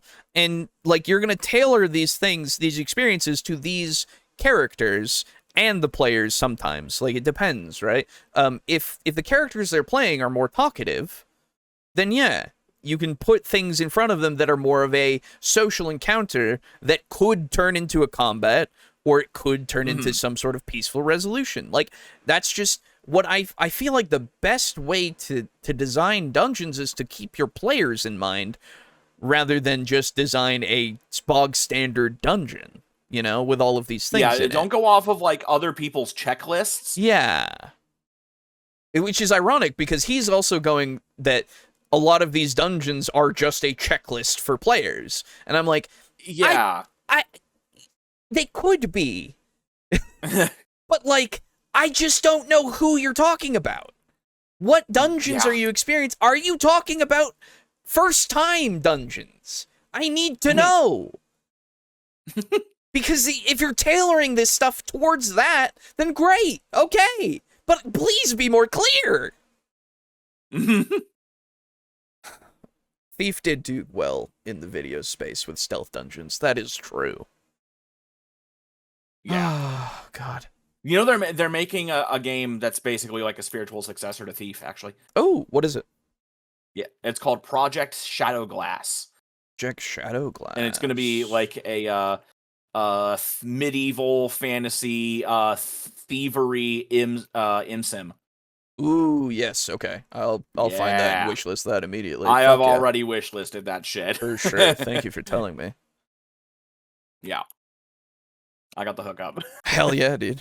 I'm a simple Chara. I see a monster, I collect XP. That's fair. That's the thing. Like, oh god, you play with XP systems? Can Thief the Dark Project be the best dungeon crawler in Nvidia, I mean? So it allows you to do quite a lot.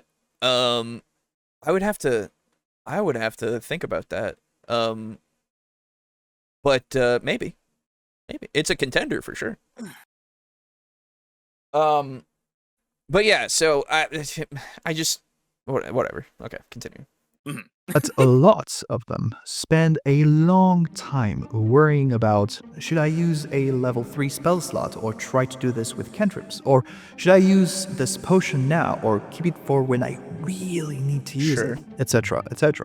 Decisions about resources are those the players actually spend time on. And if you want to make your encounters and therefore your dungeons better, I think understanding why can really help.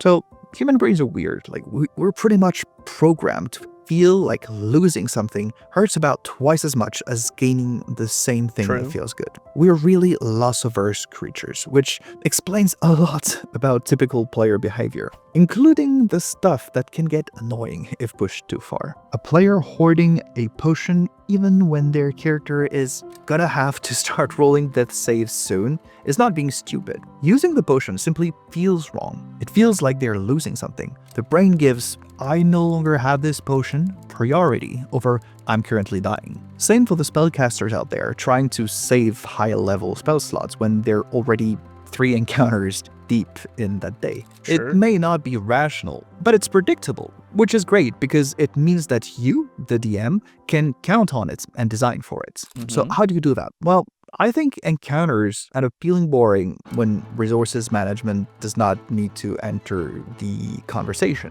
and feeling good when it puts the players in a position where holding back has a visible cost. So in our case, I think the monster or guardian shouldn't be just dangerous. It should be doing something. Like maybe it's dragging a group of prisoner NPCs toward the pits, or performing a ritual that gets worse every turn it completes, for example. You can come up with dozens of variations around these ideas. The point is to try and create situations that start competing with the save my spell slot mentality. If the players don't use their kit strategically, things will get bad. I mean, you can also have this happen with something that just does a lot of damage. Yeah. It doesn't have to be doing anything. It's just fucking tough. Yeah. I mean, like, and I agree with you, making it more dynamic is a good idea, just to make it so that you have more plates that they have to juggle and more that they could do creatively with, like, what they choose to do.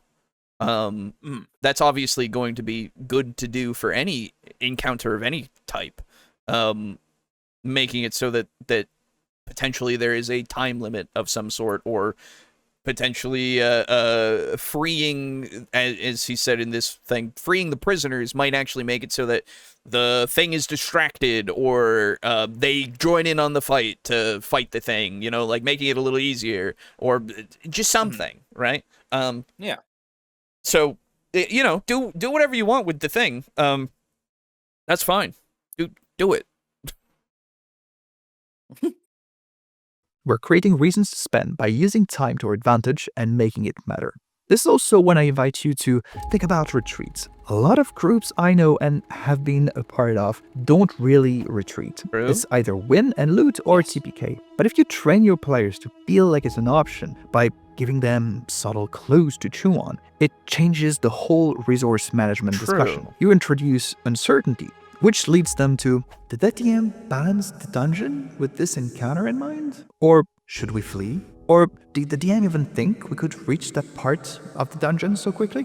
These types of metagaming questions will happen, so why not leverage them and use them to your advantage? If you design for it, retreat can become a very cool narrative moment, because it feels dramatic in itself. Think about, the Moria mines. To make it feel good, I think you should aim for retreat feels possible but costly. Going back to your example, in the Guardian Room, there's a clear exit, but using it means the ritual completes and the prisoners die, and the treasure, aka loot room, is gone forever. The design of the encounter should make the players stop thinking about retreat like failure and start considering it as a trade-off. Now, one... Okay. So, okay. Yeah, that is something you could do, I suppose. I think the best way to actually introduce retreating as a viable option is to first off, in the beginning of your game, maybe make it like a thing to say, don't forget that you can flat retreat. Out say it. Yeah. Because I think my first problem with this whole little bit is that he's like, lay subtle clues on there. Don't be subtle. Yeah. Do not be subtle. Tell them. I don't think you need to be subtle. I feel like it's one of those things of, in the beginning, just say, retreat is a viable option. Do not think that retreating is something you cannot do. It will probably be hard to do sometimes, but it is something that is always an option, because it's a game where you can do anything, and running away is absolutely one of those things. Yes. Because it just giving you don't need permission. Okay, but hearing it is different. Yes, hearing it, I think, is important, especially from the DM, who is in control of everything. Saying, yes, yeah, absolutely, you want to get the fuck out of here, go for it. Yes, run. If you want to run, you bitch. Anyway, yeah, exactly. I think another really good way to get retreat on players' minds is to do something similar to the Mummy movie. You remember at the tail end of the Mummy movie where Benny had his pockets loaded down with treasure and all this bullshit, and they were trying to get out of that room, and everything was closing in around them. You have a situation like that where they've cleared the dungeon, or the dungeon was already clear to begin with. Yeah. And they get what they need, and then everything starts closing in on around them, or whatever. Yeah. And so now they know, hey, we gotta fucking run. We need to evacuate. Yeah. And I think even just doing that will put that thought in their head of, we need to run. Sure. We need to run away from this situation. Mm-hmm. I think even just doing that can be a good way to open their mind about that possibility. Yeah. Oh, yeah, it could. And it can be a much more controlled situation, obviously, because, maybe there's no more monsters in the dungeon and things are closing in slowly, so they've got time to get away and all that stuff. For sure. Yeah. So you don't just and do it, I would say do it in the early game. Yeah, exactly. And make it kind of like a skill challenge to get out. Yes. Yeah, for sure. Yeah, I actually, Timothy, I agree with you. The way you framed that did make retreat feel like failure, with the loot being lost and people dying. Am I wrong? So I would say the people dying, retreating in that situation is a failure for sure. But that's the thing of, failure is not necessarily a game over, if you will, right? That's the thing. You can fail but not die. Yes, exactly. So what I would do, at least in that situation, is to not say the treasure is gone forever, because that doesn't feel right in that moment, I feel, at least. Making it so that all the prisoners die, sure. That's what can happen. But like there could still be it would be like less of a reward in that way, right? If you came down here to free the prisoners, then even that, it's just like, right? If that was the goal, I suppose. But I don't think that failure is something that should be.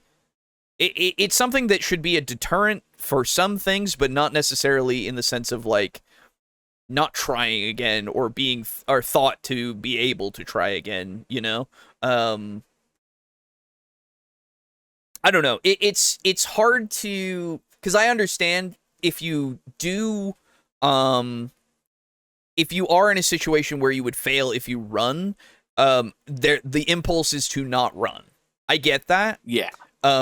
But that's just the thing that will happen, right? At that point, you've made the choice of you're sticking around and you're gonna keep trying. But if you do make the choice of leaving, yeah, you failed in some part of that aspect. Yeah. And I think that that should just be something you're okay with.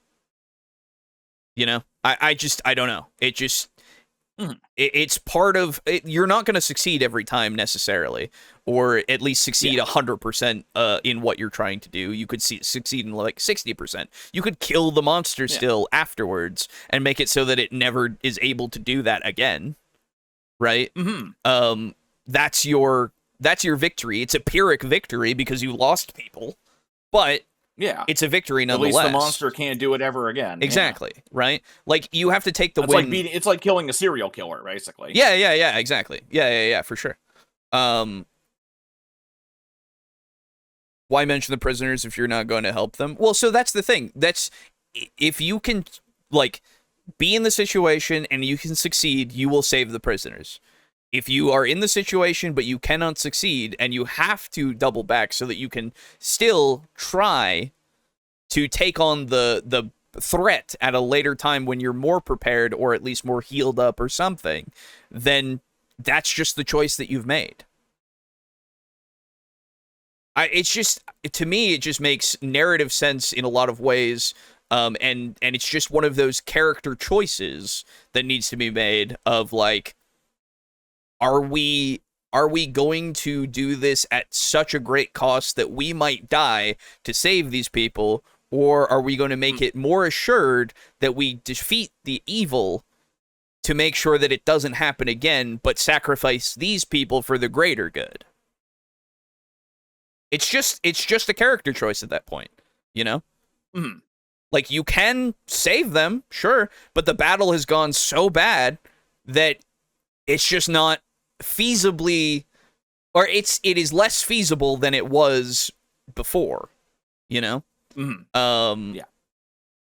So it's just one of those things. I don't know. Yeah.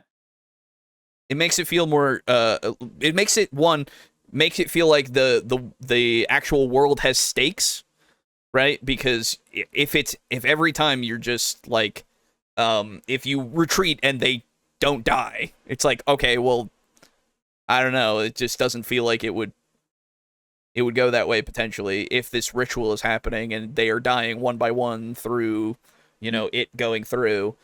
If not all of them are going to die when I leave, if I retreat, then I don't know. It just doesn't feel like realistic, I guess, in a way. And again, you just don't feel like you have stakes. But like, if you want to run the game, to have it that way, fucking whatever, that's fine. I think most players would feel a sense of failure no matter what. Yes, I agree. That's fine. I think they should. That's the thing. You technically did. Yes, absolutely. I think that they should, and in that case, maybe it leads to the characters trying to find ways to not make that happen again if they were ever in that situation. It can be something for growth, right? Tragedy is absolutely useful for growth for your characters, because in these tales of heroics that we have, failure happens. It has to, Yeah. honestly. Otherwise, it is just a guy who succeeds just all the boring. fucking time, and that's boring as hell. Yeah. So, I don't Could you know. imagine if they made a Star Wars movie where the main character barely suffers at all and just wins every time? Yeah. Could you imagine that? I could imagine that, I guess, right? Yeah, I mean, it would be crazy to write such a garbage story, but man, Yeah. it's The guy said no failure, so the logic doesn't it add up? No. He didn't say no failure. He said that there should be, like, there is going to be a consequence of them running away. There should be failure for sure. He didn't say no failure. I don't think. I mean, I'll bring it back a little bit, but Loot room is gone forever. The design of the encounter should make the players stop thinking about retreat like failure and start considering it as a trade-off. Now, once they've okay, yeah. So I don't agree with that. I don't think that it should make them stop thinking about it being a failure. They should think that it's a failure, but also understand that there is that trade-off. That's the thing. yeah, and the fact that a failure, it may or may not be a failure, because if you are unable to survive an encounter and you run away and that's it, there's nothing else, well then that's not really a failure. That's a calculated retreat. Yes. But if you run away from the encounter and people died because you ran away from it, that would be a failure if your mission was to save them. Right. That is a failure because you failed to accomplish the objective. And I would say so he did say they shouldn't feel failure. No. So he's saying not to. Yeah, he's saying not to think of it as a failure and more as a trade-off. I don't know if I don't think that implies that he's saying you shouldn't feel like it's a failure, but I guess, yeah, he is kind of in that wording, which is annoying. So yeah, you're right. But yeah, no, I think what you should say. I think what the point should be is that your players should not be. I mean, they should not want to fail, but they shouldn't be so afraid of it, you know? It should be something that is like a calculated risk, right? Yes. It's something that, and again, the characters might disagree that it was the correct choice, but they're all alive at the end of the day, potentially. So maybe, I mean, is it for the greater good? You know, it opens up so much more for discussion between the characters and again, growth of similar situations and all that stuff. So yeah, I think it should absolutely say it's a failure, but at the cost of, or at the gain of potentially being able to do this and actually succeed. Like, it's a Pyrrhic victory, as I said. either killed the monster or negotiated their way out or chosen to flee, comes the short rest question. Is it time to progress? I think that same way of thinking applies here as well. If resting has no real cost, it's not really a decision. They will rest when it makes sense, depending on their classes, current level, magical equipment, etc. And yeah, sure, the 5e rules tell us a short rest is 1 hour long, but is it that costly? Not really, unless the dungeon changes while they rest. Right, Like if the yeah, boss that's moves, true. or the patrol shifts and the window for something closes. Now we're talking, because the players start making calculations, making resource management feel more meaningful. Because the spell slots and potions that were used are now in the balance. So here's how you actually do all this. You know, the practical stuff. When you design an encounter, ask yourself, what happens if they hold back? If the answer is nothing, they just take longer to win, the encounter probably won't force interesting choices. Simple way to solve this? Add a clock with something that gets worse while they play They it get safe. flipped off, Then apparently. ask, what would retreat cost them? If there's no answer, add one. It shouldn't be you can't retreat, but if you retreat, you will lose X. And after the fight, Well, there are some times where you can make it so that they can't retreat. That's fine. Like, it really just depends on what you're going for, I suppose. Right? So Yeah.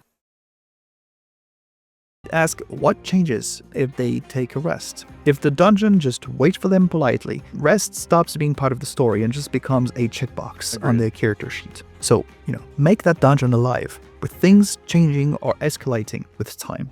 Now, I have 3 remarks regarding what I just said, because I can already read some of the comments. 1, I know some classes have better cantrips than others, so I'm not saying your goal should be to design fights that will compel the warlocks to stop using their minigun thing. It's all about the big picture. Think about the group, not individual characters. 2, if we're talking about 5e, the game is balanced in a way that the characters should be able to go through a few encounters each day. So don't design every single one in a way that will make the players have to spend all their resources to survive a single fight. 3, D&D and TTRPGs in general are not DM versus players type games. You shouldn't try to win against the players. These elements are there to create more tension and unique situations so everyone has more fun, not to counter the player's toolkit. If you do this correctly, your players will start seeing the game differently.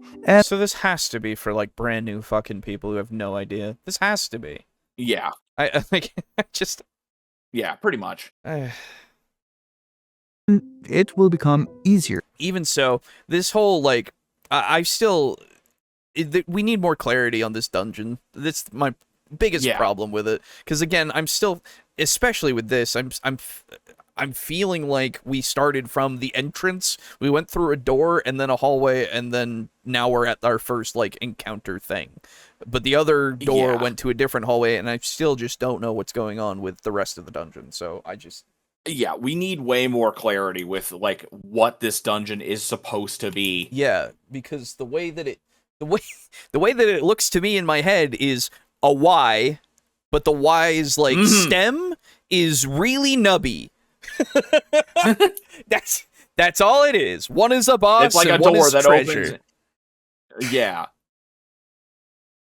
To tie together the mechanical and narrative aspects of the game together. I think a great dungeon shouldn't be just a series of rooms, but a journey through decisions. The players have chosen a specific path of the fork, splitting their intentions. Then they've seen their curiosity rise in the corridor before fighting their way through cool encounters that had them thinking about their strategy and what they were willing to risk. A great dungeon is a condensed way of exploring many of the cool mechanics that make this game so unique. But in the end, I think players should be able to look back at their adventure and forget the stat blocks and loot. And just remember the story that they built together. So now you know how to build cool dungeons. But I know how to build a Y.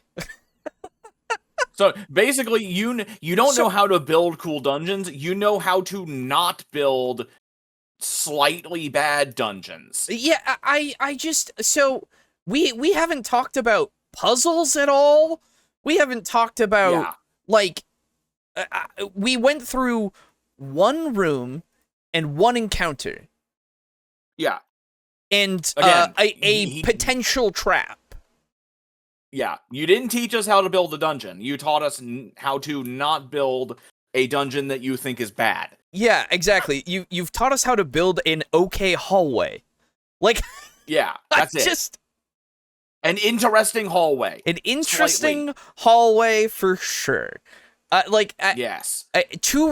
Literally, you made me make a barbell.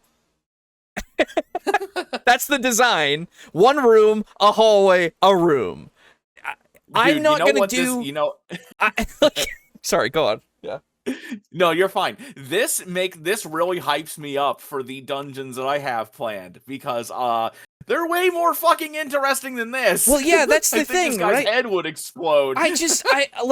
That is like this is fine for like a few rooms in the dungeon for sure. I don't mind that at all. But like there's more to it than that, I guess, is my whole thing.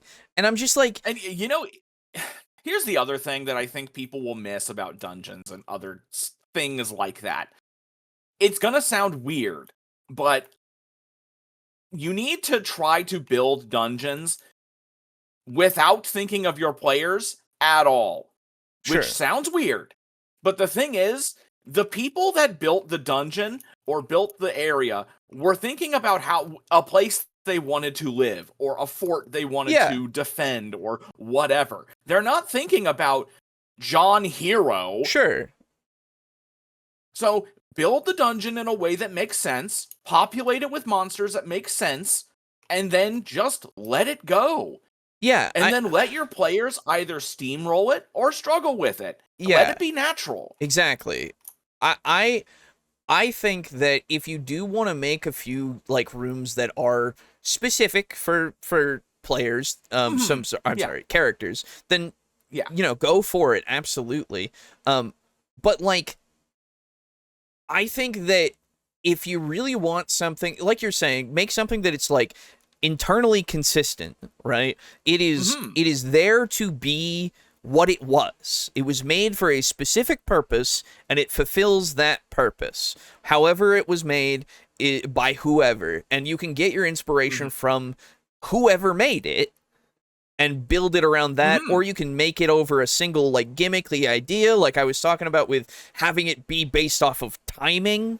You just have everything, every kind of puzzle, every kind of room is based off of timing of some sort. The traps themselves, based off of timing, like they have to figure it out. And then once they get to the end, then they find something that's in theme with that, maybe. Like, find like a magic pocket watch or some shit. Sure, yeah, exactly. Something. If you want to be like really fucking on the nose. Right, exactly. If you really want to. But like, it's something that doesn't, like, this structure that you've put in front of me is the barbell that I might have for like one part of a bigger place. Yeah. Because like you haven't told me anything about my idea for the dungeon, really. You've told me about hallways and rooms, and like, yes, I understand that's like the basics of a dungeon. It's just a lot of hallways and rooms potentially, right? Yeah. But like, I don't know, thinking about it in more of a broader concept is more valuable to me. Yeah. Because I can then prepare those things a bit better. So I as a very bare bones beginner dungeon, sure, we can have it be like 2 lines that intersect here at the beginning. That's fine. We can do that. But like, I don't know, man. It's way easier that way, I guess, but like this design method that you're talking about changed nothing. Because all that you did was like tell me things that I already knew, and like I get that this is based off of common mistakes that you seem to know about, which I don't know where you're getting that information. That's my problem. If this is meant for brand new people, then I don't know.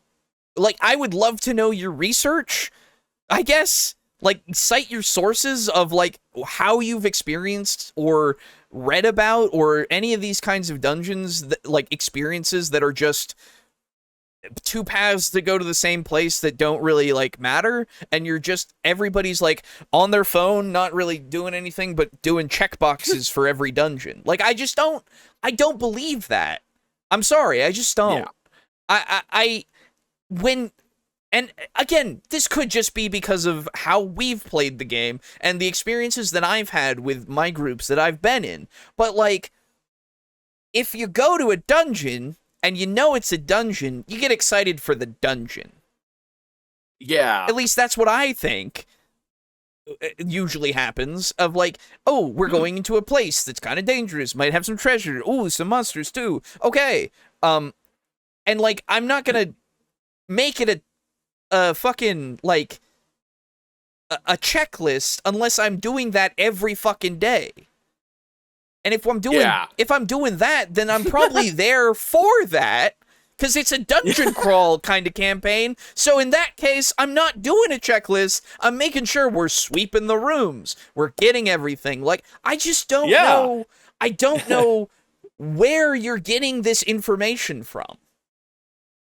Because if it's official, like, dungeons that are in these books, then I have no one, I don't know, to be fair, I'm not in the know of these books anymore, but, like, if that's the case, then I would imagine that people would be really upset about the dungeon design that's going on all the time. Mm-hmm. And I doubt that that's the case.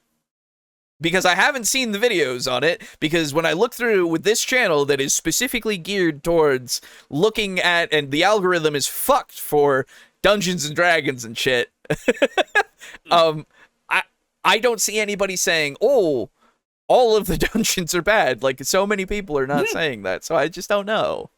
Yeah. That's my biggest problem with these videos that are for these newer people, because they're talking about these common mistakes that I don't understand are common, unless it is literally for people that are absolutely, like, unaware of anything, have never done anything with, like, any sort of dungeons in anything. So I don't know. Anyway.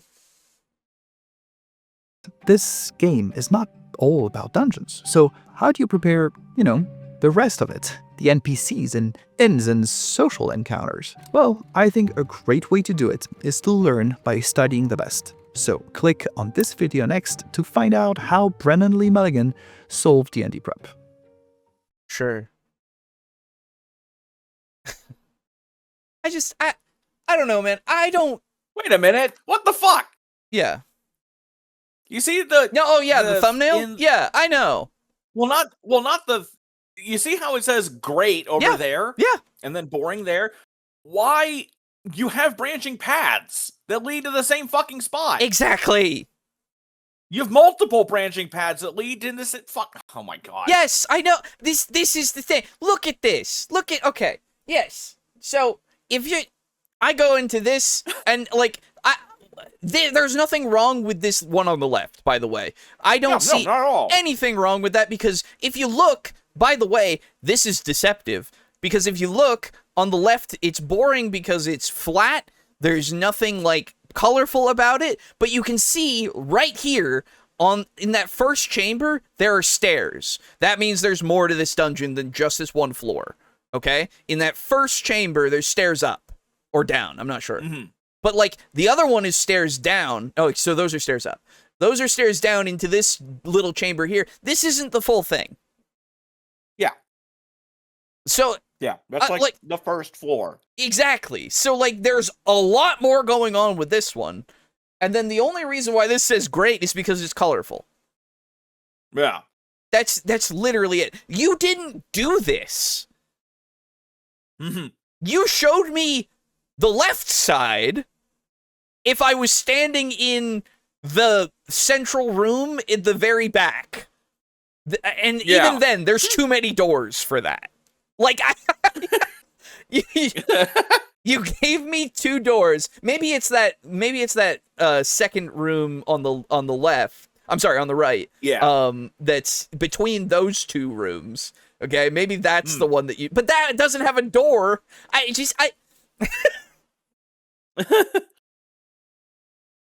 Like, you gave me a barbell, and I see a barbell there, but, like, I can tell... There's so much more to this. Like, I just don't... Yeah. You didn't tell me about how to design a dungeon. You told me how to run a hallway, a door, a couple of doors, and a single encounter. You didn't tell me about anything to populate the dungeon with that was additional to that, like, lore, like, anything to show them maybe more about the boss, like I was saying. You didn't tell me anything about, like, the treasure specifically. You said maybe one, like, you said something about this inane shit of going into a boss room unprepared unless they go to the treasure and come back with that treasure to make it, like, so much easier. But, oh no, maybe the ritual went off and all the people are dead. Like, I still don't understand why you would have a boss and then a treasure room that aren't, like, immediately connected, so that you have to get through the boss. Yeah, if it's something that is, like, actually, like, a reward treasure room, then yeah, I don't see why. But if it's like something that's well, no, like if you have a dungeon that has a definitive leader in it, I'm not talking like a cave where it's a bunch of animals. If you have like a dungeon filled with like orcs or something, sure, they're not gonna fucking have their treasure be just in a random room that's not near the person that fucking leads the dungeon. sure, I don't buy that. No, I get that. What I'm saying is you could have something that's off the beaten path that is like a room that has some sort of supplies in it, I suppose. Okay. Yeah, you know? There we go. Like a storage room or a storage room, yes. armory, something like that, right?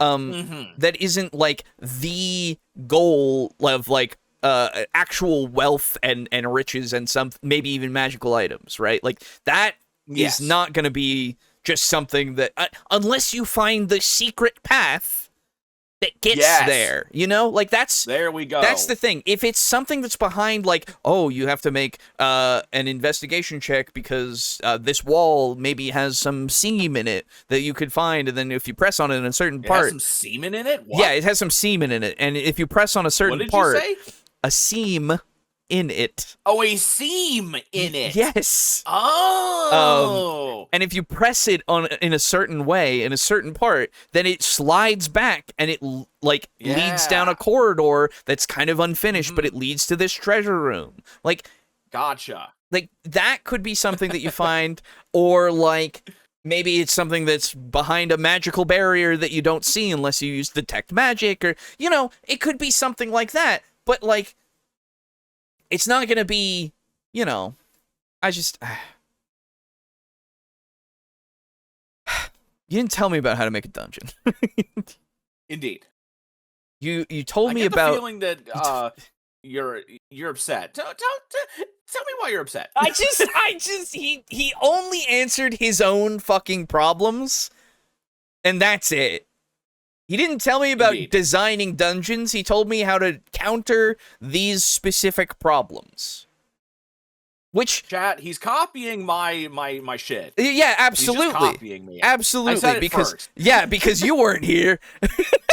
But like legitimately, it's just there's nothing more. There's nothing here. There's nothing like, and I'm not going to say that. No, because there is stuff here, but it is so tailored to those three specific things, which I don't necessarily agree with 100%. It's so tailored to that it's not about dungeons. It's just about these specific scenarios. And yeah, you could extrapolate from that a little bit, but like maybe do a little bit more than just that. I don't.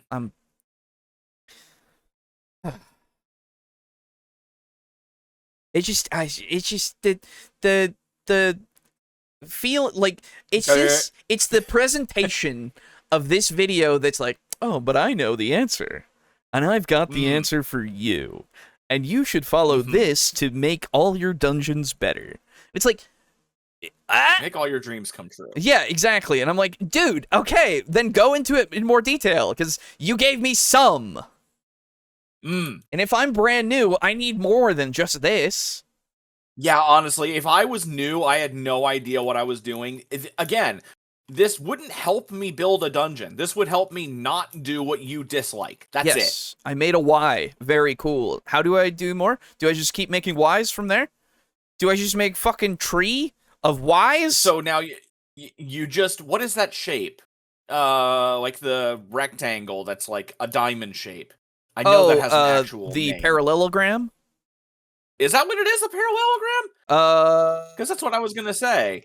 I think if that's what you're talking about. Yeah, it's like the pointier bits, the taller bits. They're like aiming up and down, and it's that typical diamond shape. Yeah. Yeah. Okay.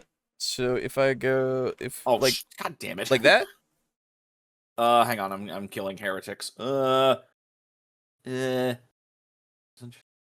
it?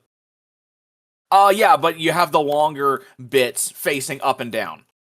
Oh, so just a diamond. Yeah, but doesn't that have an actual name? Let me see. Like a kite kind of. Oh, a rhombus? Rhombus, that's it. Yes. Rhombus, yes. What Trombus a is what I put dipshit. in. Very good. Yeah. It's a rhombus. That's exactly what it is.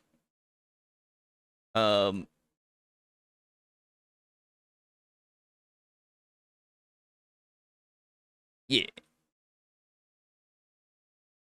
Yes, Rhombus. you make a rhombus, and you just repeat that over and over and over again. That's your dungeon. Then. Right, exactly. That's what I It's get just from nothing it. but Y's. Exactly. Yeah. That's what I get from this, and it's like, okay. A rhombus. Rhombus. Yeah, Rhombusian dungeon. I don't know. Like, again, there's some things in here that I'm like, yes, okay, do it like that. If you need to do it for a room, yeah, sure. But we talk nothing about puzzles, nothing about maybe skill challenges in any way, nothing about like hazards instead of just traps. Like nothing. Like Yes. we had nothing to talk about except for 2 doors. A hallway that gives you more information the more that you ask questions and have them roll in it. And then, and then an encounter that is more than just fight the thing. It's like, yeah, okay, cool, great, awesome. Make a fractal, exactly. Yes. Fractal scrotum, true. All right. Okay. I don't know, man. It's crazy.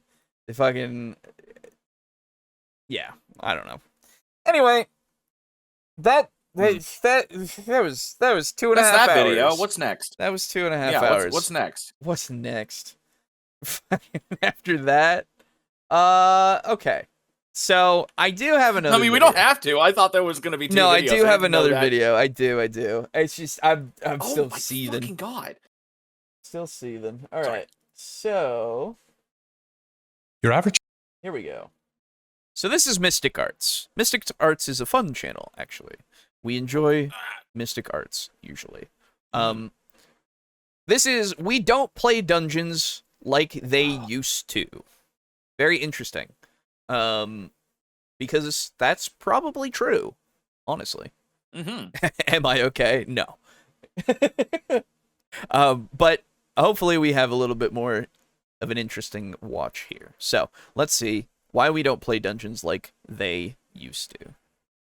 5e players thinks dungeons are boring as hell. To them, a dungeon is like this. There's a 60-foot long corridor right in front of you and a door at the end. I opened the door. Aha, you set off a trap. Oh, okay. You take 12 damage for daring to move forward, which teaches players to behave like this. 60-foot corridor, it's not door even at the playing end. for me. I searched Oh, it's not? Oh, shit. No. Try rejoining the room. the square in front of me. There we go. Okay. So the first bit was he was saying that dungeons that are like 60-foot corridor and there's a door, you get hit by a trap and take damage, makes them act like this. 15. It's safe. I move forward and search the next square. 11. It's safe. I move forward and search the next square. 8. You think it's safe. Can you help me search the next square? Come on. Which makes us hate dungeons until inevitably... Big corridor. Oh, are there traps? Nah, I can't be bothered. Just go through the door. No, I go through the door. Boss fight time! So why not just skip the dungeon? Or hand wave it. Only run the big battles, you know, the bit that's actually in the game system. Because all fights have now become battles where the heroes go Nova. And they use all their abilities. So you make the fights tougher.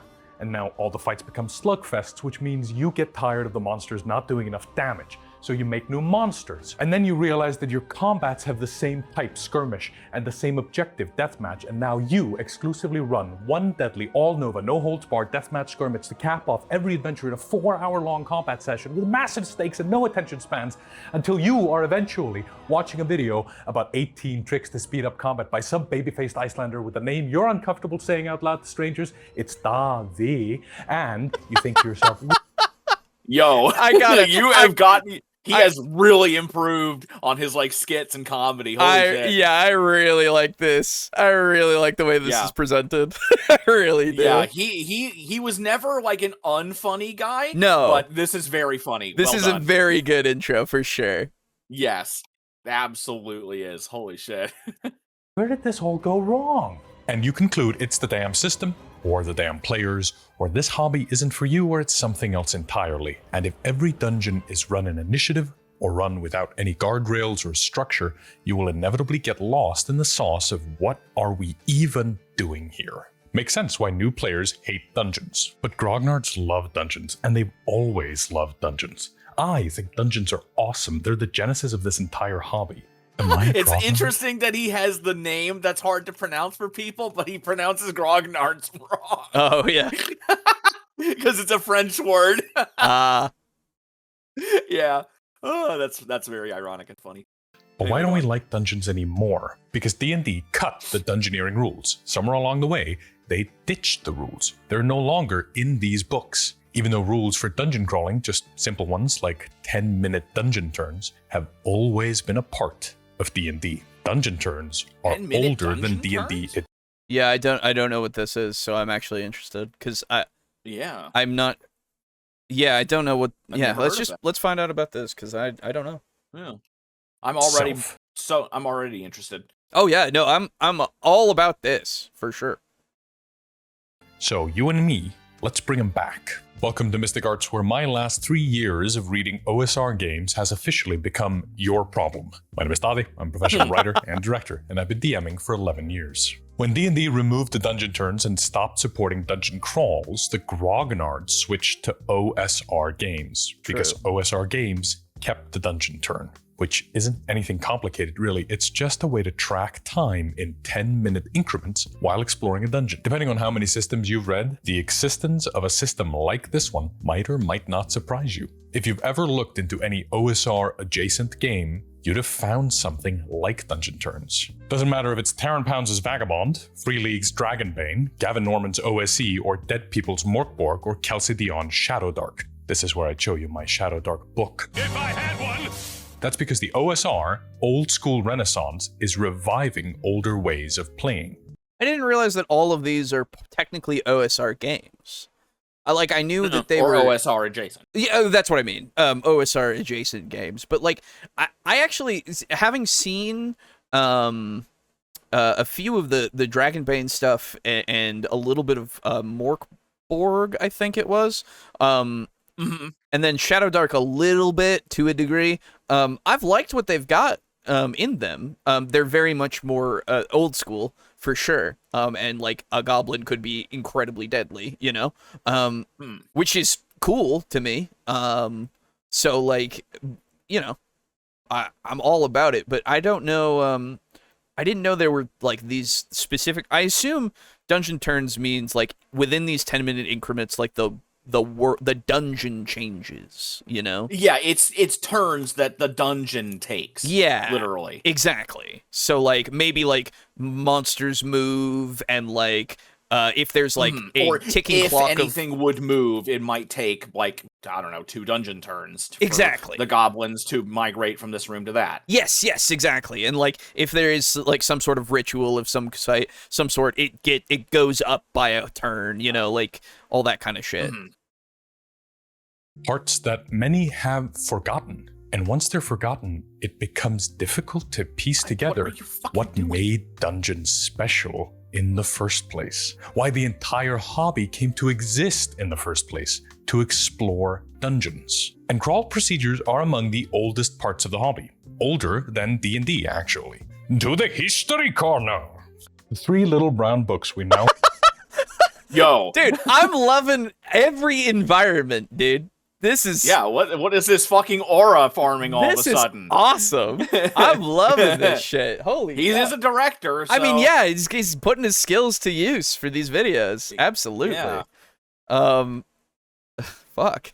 Call Original Dungeons & Dragons were published in 1974 by Gary Gygax and Dave Arneson. But 3 years earlier, they had just invented D&D's now historic and immediate predecessors, and they were fans of each other. Gary Gygax had co-written a miniature wargame called Chainmail, which got its own fantasy supplement for fighting mythical creatures. Dave Arneson had remixed the Brownstein, the world's first role-playing game, into a fantasy game called Blackmore. And being fans of each other, they met and talked, sharing notes. And in 1973, a full year before D&D came out, Gary wrote down that discussion as a version of game rules to send to his friend. This draft letter was called Dungeons & Dragons, Rules for Fantastic Medieval Paperboard and Miniature Figure Campaign Games. And on page 17 it said, movement is in segments of approximately 10 minutes in the underworld, and in daily increments in the upper land.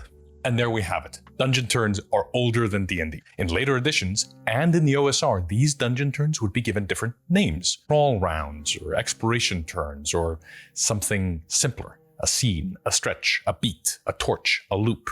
I like stretch, like a stretch of time. That's what I'm going to call them. The OSR in general does a lot more with time increments like that one.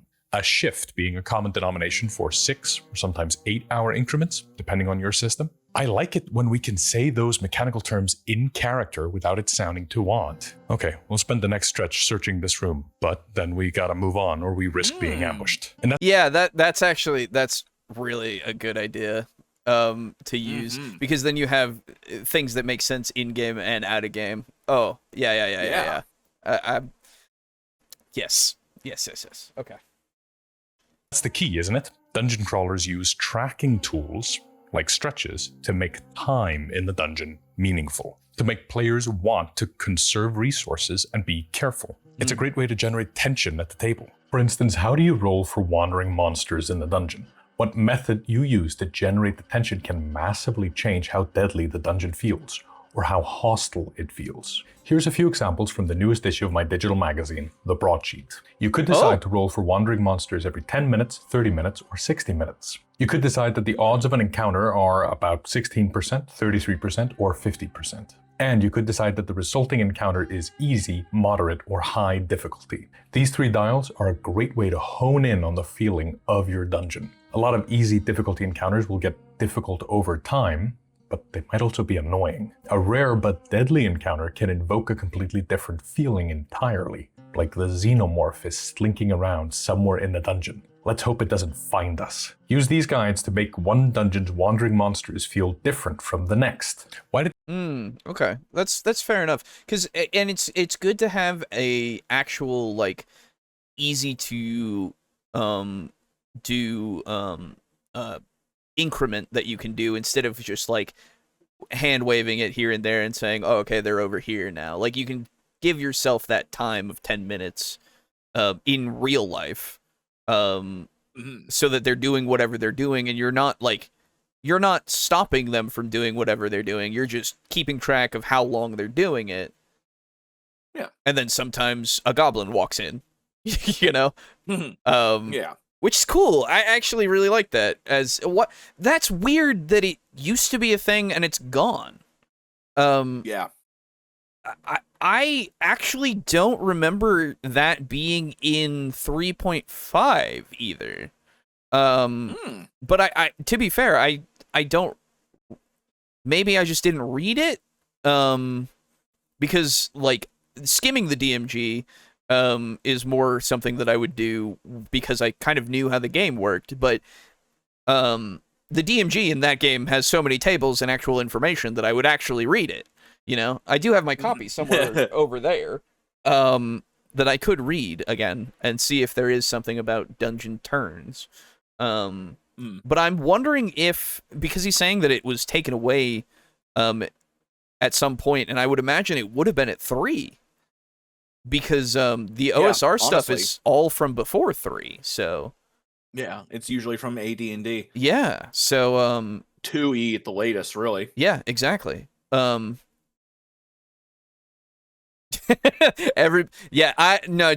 you're all good with the going like thirsting after this guy. That's fair. I get you. I understand. 100%. Anyway, they pick 10-minute turns? Well, I don't know. I wasn't there. But I can guess. Firstly, it's a round increment. It creates a simple truth. An hour is 6 stretches. Secondly, true. It's a longer time frame that makes it more believable that the party is moving cautiously, mapping their movement and the dungeon, spotting all the obvious stuff, and talking amongst themselves. True. While not being so long that it strains believability, that time stops mattering or we can't control how much we're dithering around. All things I think help make the dungeon feel more dangerous. And again, it makes time a resource. When one player decides to go spend time to cast a ritual, well, now the whole party doesn't have to just wait around. The players will leap at the opportunity to each go do something valuable in the dungeon. Suddenly the whole table is playing at a game where they're exploring the dungeon together. We can unstick this door, but it's gonna take us 10 minutes, which might mean someone might come along and Burn attack it us. down. Yeah, I was gonna say you just burn down the door if it's stuck. That's Yeah, just burn those down. That's- That's a rookie mistake. yeah, rookie mistake for sure. Right, while Alton's doing the ritual, I'll be keeping watch. While you're looking at the furnace, I'll be clearing the rubble down here. All right, you spend a few minutes, and Maeve, could you make a perception check? Oh no. For every adventure in the broadsheets, Oh, it's good. It's really good. Yeah, it is very good. Not just for the direct, but like also the acting in that too. It's very good. Yeah. You're doing Like, doing no. good. Just deadpan. Oh no. Oh no. Yeah, it's great. Mystic Arts digital magazine on Patreon, we use dungeon turns to some degree. We include a time tracking mechanic where the dungeon moves even while the players don't, which is one of the main reasons to do this. Yes, the standard use for dungeon turns is for wandering monsters at set intervals. Right. But that's not the point. As soon as you track time, Yeah. you can play around with it. By tracking something, you have open design space to play with. There are then countless ways to make time matter. Here's a few examples I already played through, had a lot of fun with, and wrote down in these broadsheets on Patreon. On a 2-hour train ride, you can write down moments of rising tensions that occur every 10 minutes to make sure to raise the stakes as the train gets closer and closer to its destination. Right. To really make sure the players are on the edge of their seats. In a haunted house, I roll for a haunting every 10 minutes. It's some kind of spooky moment, and if you roll repeats on the haunting table, you get a phantasm, something violent, a deathly wail, possession, animated objects, etc. If you're running a fantasy 3 isn't in 3. That makes sense. That's fair. But yeah, no, honestly, I actually just might start taking that shit now, because it's just like having, if you're in something that you're in a space for a long period of time, it just helps to make it feel more alive, regardless of what it is, just to like have these kinds of ways of easily doing it, because 10 minutes is just, you look at the clock and then you just wait, you just see that go up every 10 minutes. It's not that bad. Like, you don't have to track it Yeah, it's at really not. all. Really. Yeah. And if you might get 11 minutes, you might get fucking 20, whatever. But like, how long it takes. And being able to like plan a dungeon in that way is incredibly helpful. Yes. Because then it's like, no matter what the players are doing, this dungeon is going to keep going. Yes. That's and the also biggest thing. It makes having wandering monsters just feel easier, because like, let's say you have, you've built your dungeon, you've populated it and all this good shit. And then once you introduce the timer, now you're like, oh, okay, so now that I know what's in here, I know what's this, would it make sense for them to move? Yes. Yeah. Where will they move? It's just, it kind of facilitates those thought trains. Yes. Very, very helpful. Absolutely, yes. Thought trains of thought. What about roll when you see it fit? I mean, you can as well. That's the thing. But having it be a very structured thing could help immensely, at least for me. Yes. That structured would just be like, okay, yeah, so they've entered now. Now I can start the timer, basically. And then, that would help me a lot too. Exactly. Like, it just really, I don't know, for me, like you were saying, it facilitates me now thinking, oh, okay, well, the dungeon has all of these things in it, and I know they're here, so if they're still here in 10 minutes, then maybe this guy actually... What are they doing? Yeah, like, maybe this guy gets hungry and he wants to go to, like, where they keep their food. So he's going to start walking this way, you know? And, like, he only goes this many squares because that's his movement. And, like, it just helps me conceptualize all of that a lot more easily. Instead of saying, vibes, you know? Yeah. Like, and again, there's nothing wrong with that if that works way better for you. I have no problem with that. There's no way for me as a player to know, you know? It will feel natural regardless, I think, on a player's side, no matter what you're doing with it, because you're just making it so that the world is still moving. Whereas... and it's just kind of a reminder to be like, oh, 10 minutes, what happened? Exactly. You know? I think the reminder aspect is the big thing for me, because I might get too lost in the sauce here and there, you know, and just... that's my problem too. If I've got 4 players moving through rooms and constantly asking questions and killing stuff, I'm gonna forget that other shit is there, because, I mean, the players are the focus. Exactly, and I'm focusing on what they're doing more so. And so once that stretches up, it's a reminder, oh, time to move the dungeon. Yes, exactly. What you could... It's almost like it's the dungeon's turn now. Yeah, exactly. What you could do is roll on the encounter table every so many minutes. Yes, exactly. You could do that too. Absolutely. Yeah, absolutely. Or just lift the dungeon turn mechanic straight out of another system because it sounds like it's easily compatible. Yes. Yeah. This is something that I think could be universal, honestly. I'm honestly... As long as dungeons are a part of the game, yeah. Well, so it could apply to any... Because, like I've said before, anything could be a dungeon. So... That's true. Any situations, like, say they're at a party. And you've got so many NPCs, you've got important people, and they're mingling, right? And then... You have these groups of people that are going to mingle with other groups of people and talk about different things. And so you can kind of say, oh, okay, so when these two people get together, they'll start talking about this, and if the players are nearby, they might start hearing about this thing and then go and, like, learn something if they're nearby for that kind of whatever that is. It might be something innocuous, it might be something important, something.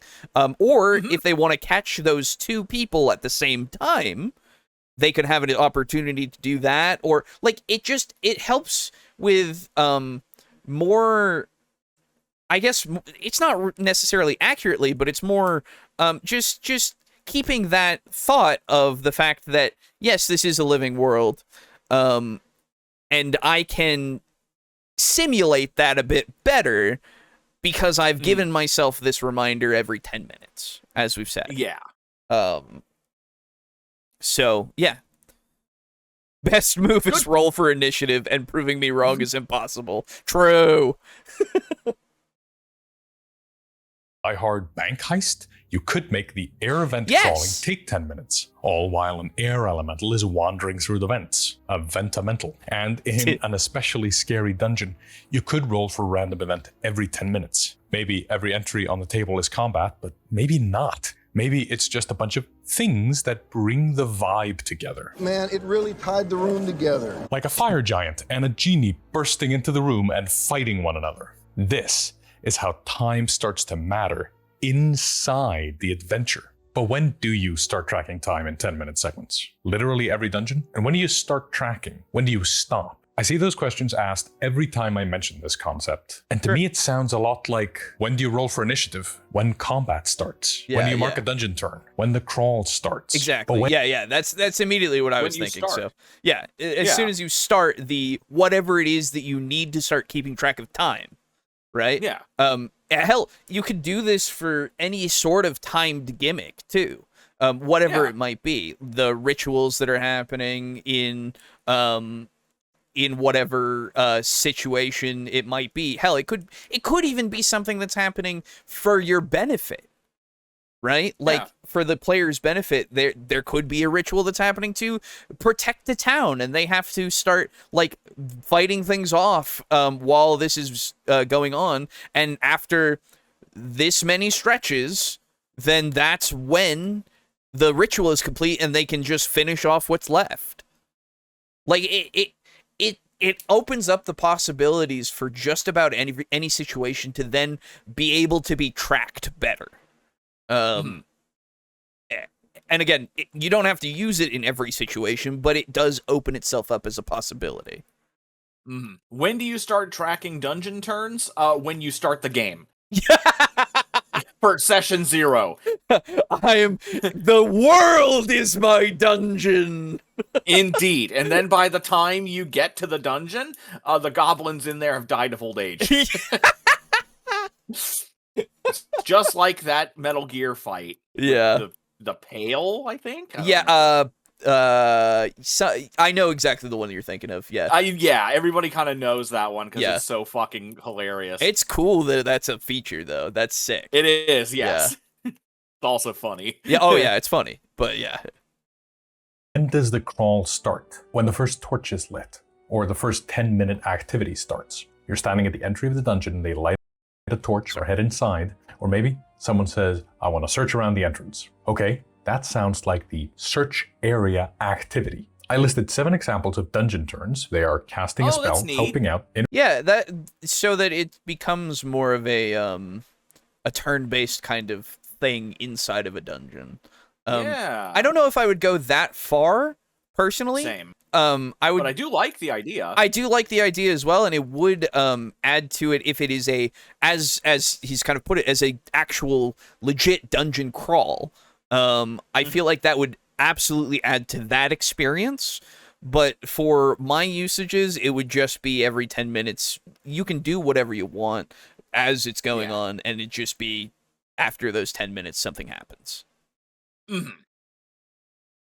Interacting, keeping watch, loot everything, move quietly, search area, and take your time. If Church the Warlord wants to do one of those things, you could grab the tracking sheet, which might look like this, or this, or this, or this, and mark off one box. And then ask the rest of the party what they want to do while Church searches the area. Those are their activities on their turn. Start the stretch by finding out what the players are doing, and end the stretch by resolving their actions and rolling for encounters. This should avoid skill dogpiling, where everyone wants to roll every check. You incentivize players by making the activities significant. Choosing to keep watch guarantees you won't be surprised and lets you get something done before your first turn in combat. Choosing between a random skill dogpile roll or keeping watch now is suddenly much easier. Keeping watch is very good. It's a powerful ability.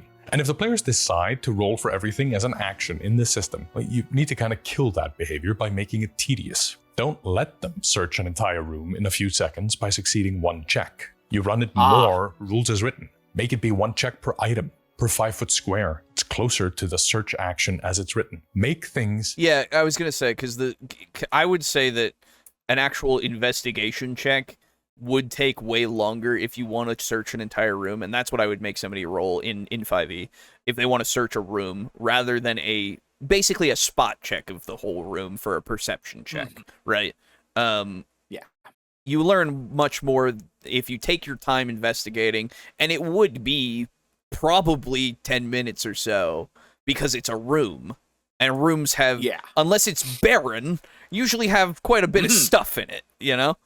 Yeah. But at that point, then it even helps with noting what those rooms would give if you were to take those actions and use it as that kind of search check of that kind. And hell, because of stuff like that, you don't even necessarily have to like do the actual out of game 10 minutes. It's just for those kinds of things, if you're doing it in a system that is utilizing every action is something like this, then every time they do an action, then you make the roll for the monsters and such that are wandering, right?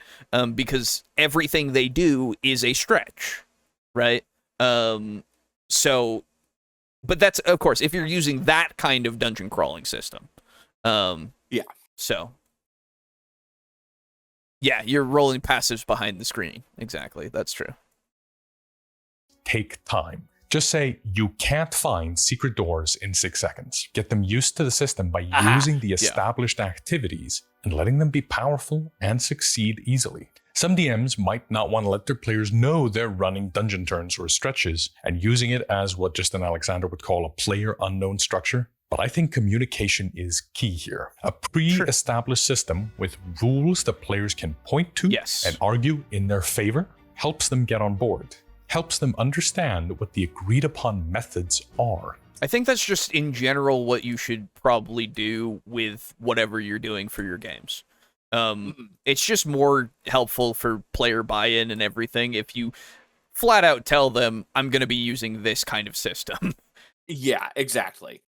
There's not really any reason to keep a system that you're using in the game a secret. Exactly. There's genuinely no good reason to keep the system secret. Exactly. I would honestly say that most everyone is pretty capable of like understanding those things are above the table rather than in game as well. Yeah. If you're having any sort of thoughts of metagaming, you know. Yeah, any thoughts of dissent. Yes. Of sedition. Any hindrance because of metagaming. So it's not exactly real until you present them. What? So when they start... it's not real until you present it. It's the dungeon turns, yes. It's cutting you off. I can't hear you. What? Oh, the dungeon turns aren't real until you present the fact that you're using them. Sure, yeah. It's Schrodinger's dungeon. Yeah, exactly, yes. Well, that's the thing that I will always say. Everything's a dungeon, so you'll never know. True, yeah. Crawling into the dungeon, just say, as you enter the dungeon, we're going to track time in 10-minute segments There you go. called stretches. What do you want to do in these first 10 minutes? I've also found that long dungeons risk becoming repetitive or slogfests without a few features, so I wrote them down. Things like getting the player's marching order, clarifying who's carrying light and who's got dark vision, writing down passive perception, and most importantly, for smaller fights, the ones that are only meant to drain resources in a big dungeon, getting a default dungeon-wide initiative. I wrote a little system on how you could do it, but you could also just try no initiative or going clockwise, which is basically what this system is. The goal is to avoid you having to spend 15 minutes to figure out the initiative at the start of every minor fight. Now, yeah, that could help for sure. Yeah, it depends on how much time it takes, I suppose, and how much more you quote unquote need to speed up, because I don't necessarily find it too bad for that kind of stuff, but if you do have something that's a huge dungeon, then maybe, right? Your mileage may vary on that one, I feel. You can quickly do fun, small fights. So when do you use these dungeon turns? When is it worth it? When it makes running the game easier. Simple as that. Yeah, it's a fair. bit of rules you need to look up. So if looking at them is more work than just winging the dungeon, then wing the dungeon. That's fine. But if you want time tracking to matter in a longer format, this is the way to go. When you think time tracking becomes valuable, or when you want the bad guys to move around, or you want to introduce things like wandering monsters, all of these things, when you track time, you can turn dungeon into a living area. Basically, I think you can run dungeon turns in any dungeon that has more than 2 combats, mostly just because if it's 2 encounters, that means the first initiative, and then there's this little bit where we explore, and then the final initiative. Probably don't need dungeon turns to track that. But you can run 5-room dungeons with or without dungeon turns. The question you should ask yourself is, should this dungeon take the heroes 10 minutes to clear or longer? If the answer is no, then maybe you do the whole thing in one initiative, or as a pair of initiatives split by that bit of free roaming. But if there's multiple rooms, a whole floor, or multiple levels of a dungeon, a mega dungeon, you need a system like this to make it come alive, so that it doesn't just feel like all the monsters are frozen in place waiting for the players to come open the door. So the only thing that I would say is that you don't necessarily need it, but obviously it's helpful as a tool. Yes. This video isn't sponsored, but it's brought to you by the lovely patrons who make videos like this one possible. All of these pages are on my Sponsored by us. Bitch.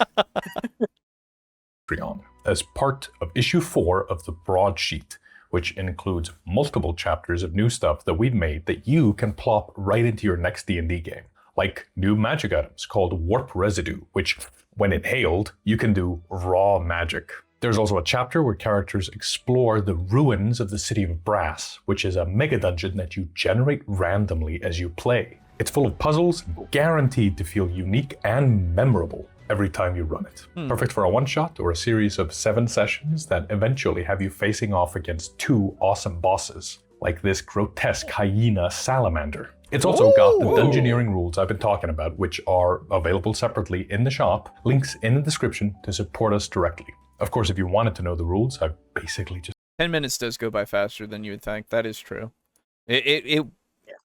That's why I think it simulates the movements and stuff pretty well for it. Because yeah, I mean, if I were to say like clean my entire like bedroom, that would take about 10 minutes probably, and by the time it was done, I wouldn't have guessed that it would have been 10 minutes. You know, like hell, I cleaning my cat's litter box yesterday. That probably took about 10 minutes, but like it felt like it took forever. But it was quick. Just explained them in this video, and they're in your head now, so, you know, go write them down if you want. Once I started using some form of dungeon turns, even though it wasn't originally my dungeoneering system, it immediately made dungeons more engaging for me. It's a trick that clearly works, because it continues to show up in OSR-style games to this day. Sure. And people like dungeon crawls in those games, but a lot of 5e players don't like them in their current 5e game. I would suggest that even if you don't like my version of dungeoneering, give them a try. Grab an index card and scribble lines on it, and start tracking time and rolling 1d6 for random encounters every 30 minutes, and suddenly you'll enjoy dungeons more. This entire hobby exists. Well, you could. That's the thing. You gotta not necessarily like say the declarative like absolutes. All right, you could enjoy them more. I don't know, because some people don't like rolling random encounters or doing like all that kind of stuff. Like, and it could be something that every 30 minutes they don't necessarily want to, because it's just. I can understand when people don't like timers in a way, because it feels like it's an obligation in a way, and less like spur of the moment and such. Yeah. So like, you know, I mean, if it's a spur of the moment, it may be another situation where you wind up just forgetting. It could be, yes. I'm just saying, in general, just you don't want to do the absolutes, because that's not, you know. I would say that for any video. You don't want to say, oh yeah, you will absolutely find this to be helpful, or you will. It's just, it could. Because grognards love dungeons. I don't think it's a controversial thing to say that those guys were onto something. Dungeons are awesome. Players love them because they're a play area where the players get to use their character sheet and character abilities a lot. They create tension because every encounter increases tension as the players burn through resources while crawling through dungeons. And it kills the idea of players going Nova. 10-minute turns also let you abstract out searching corridors. Don't roll per square, just roll once for the entire corridor. If you're willing to spend the time, that might mean one more random encounter down the line. And wandering monsters make resting in the dungeon possible, even if it's risky. And now it's something of a game. It is possible that you could... Dragonbane, mirth, and mayhem role-playing. I love that. Mazes and Monsters is a far-out game. It is, yes. Take a short rest without triggering a random encounter. It's just up to chance, and not DM fiat. And it gets better. They're easy to make, and they can take a while to play through. You can make, by the way, you can make a decent dungeon in an afternoon and be good on prep for the next 4 sessions. I did that on stream. That is very true. Yeah, if everything is kind of like that, then yeah. Because it takes a while to go through, I suppose. For a month off the back of 1 2-hour live stream. So shorten prep, engage players, create tension, end the Nova, make time matter, make exploration fun, and experience dungeons the way these grognards at the dawn of the hobby did, and you will fall in love with dungeons in no time. I promise. They're awesome. And that's where we'll pick it up next time. Thanks so much for watching this video. This channel is run by me and my girlfriend. And if you're a TTRPG content creator and you want to join a bunch of us other dungeon tubers in making 5-room dungeons in May 2026 for this year's Dungeon Jam, then go to our website, mysticartsdm.com, and send us an email with a link to your channel. and I'll send you additional information. Oh, If you're crazy. a viewer and you're feeling especially generous, you might like the video, Nice. comment, We're way share, or past May, subscribe, but, and you hit know. the bell to be notified when we release new videos. Until next time, keep studying the mystic arts. All right. Nice. I like that video a lot. I like that video a lot too. I'm never disappointed when we cover Mystic Arts. Yeah, no, he's fantastic. Yeah, that's great stuff. That's great stuff. And it's genuinely a valuable thing that goes above just a single system, which is nice. Yes. Um, You'll love system neutral shit. yes, It's awesome. absolutely. It's just nice. It's just nice, man. Oh, goodness. 10 minutes flies by instantaneously when you're doing something, but it lasts an eternity when you're waiting for someone else to do something. True. True, actually. Very true. Yeah, going through the line in a grocery store doesn't usually take very long until you're waiting behind someone that's taking too long. That's very true. It's very true. It's very true. All right. Well, that was that lifted my mood. I'm now in a good mood because that's just a good video. Indeed. Absolutely would send that to people.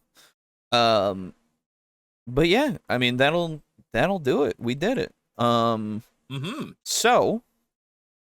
I suppose I'm leaving. Well, okay. Well, I was. You don't even need to fucking bother. No, sure. All right. Okay. Oh my God! He just left. He actually just left. I was gonna give him the invitation, but he fucking took it prematurely. Well, shit. Oh my God. Moria.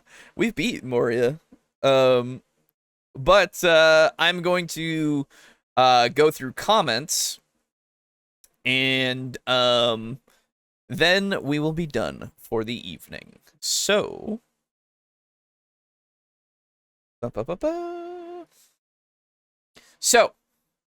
first up, we've got Full Metal Dragon saying on last episode.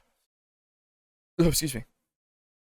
TMNT was a role-playing game before it was a cartoon. Really? Originally came out in 1985.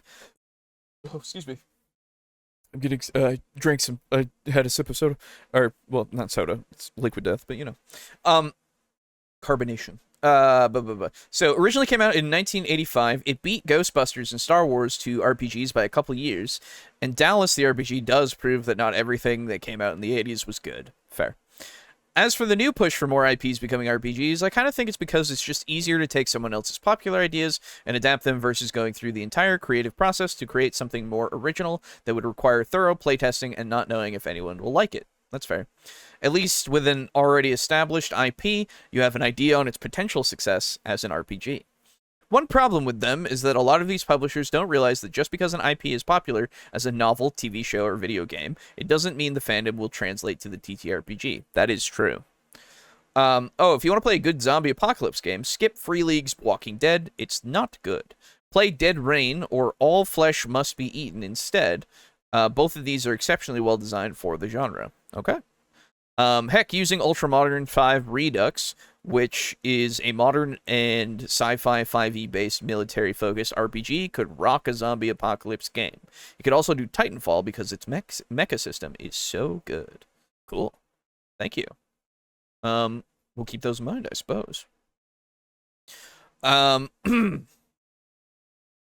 My biggest fear at the grocery counter is that people in line behind me will be thinking the same things about me that I will be thinking about other people if they were at the counter. That's fair. I understand that.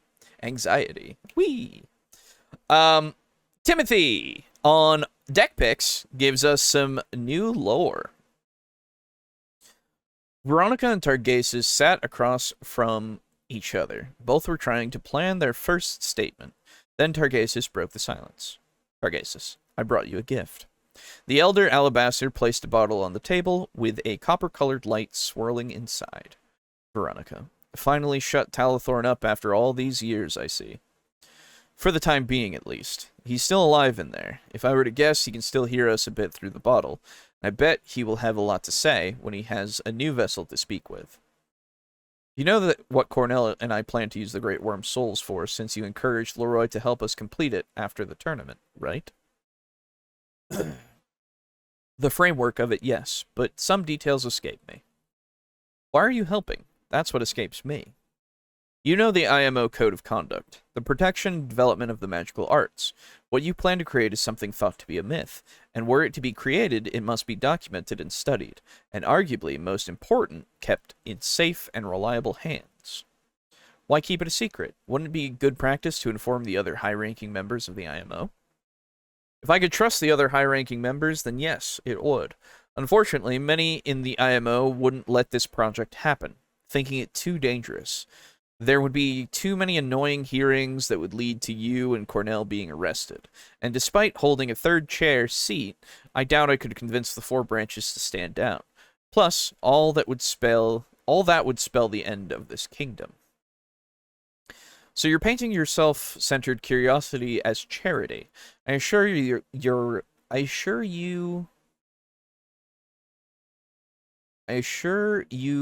ancestor, assured, I assume, your ancestor, we do not fear the IMO's backlash.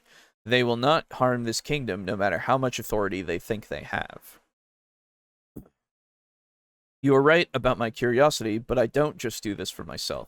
I have done things I'm not proud of I have done things I'm not proud of. Take this as me trying to start over. I will sit back while my family falls apart no longer. Pardon me if I will need to see more before I fully believe you, but the soul you brought is as good of a beginning as any. If you don't mind me asking, is this lich transformation part of that fresh start? You sense it. You have gotten stronger. To answer your question, for the most part, yes. I could feel my mortal time running out at last. I had an encounter with Despotter, they grabbed my hand, and suddenly all my years came crashing down on me. And for the first time in a long time, I was scared. I knew I couldn't die yet. I have far too much left to do. Targasus passed the bottle to Veronica. He stood up, letting the polymorph spell fade. He now had pale green skin, long white hair, and cold steel gray eyes, piercing into Veronica. I will return to my work at the IMO for the time being. If I learn about another great worm, I'll let you know. Take care of yourself, Ancestor. And good luck with the new path you have chosen. Targasus turned to face the door, speaking once more before grabbing Cog and disappearing. And good luck with that new child. Veronica sat deep in thought alone, glaring at the 2 soul bottles on the table. General Mapletree walked into the room to check on things. Everything well, my queen? Yes, the 3rd chair just wanted to help with our project. She pointed to the copper soul. That's great news. Once the king returns with the one he went after, that will be 3 taken care of. Indeed, I think I will go for a walk to get some fresh air before lunch. If anything comes up, tell me when I come back. The queen stood up and left the throne room. That's all I've got. Have a nice day. Thank you. Thank you very much, Timothy. And then we have some happy birthdays that go to Aiden, which I will send to him in a second here. Happy birthday to the grown infant Aiden. May he learn to walk in the upcoming years and have many more birthdays. That's pretty good. I like that. I'm just gonna get these all set. Happy birthday, Aiden Senpai. From Timothy. So thank you, Full Metal Dragon, and thank you, Timothy. Just getting these as screenshots. Happy belated. There we go.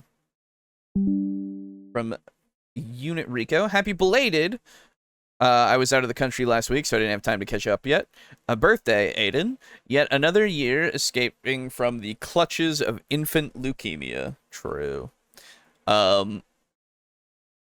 Also, okay, in fairness to Denethor, the movie kind of had to speedrun his character arc in the books, which made him a much bigger asshole than I think he was ever supposed to be. Definitely mad, though, but that was mostly because Sauron was constantly feeding him images of doom through the Palantir, if I recall correctly. I believe that's correct.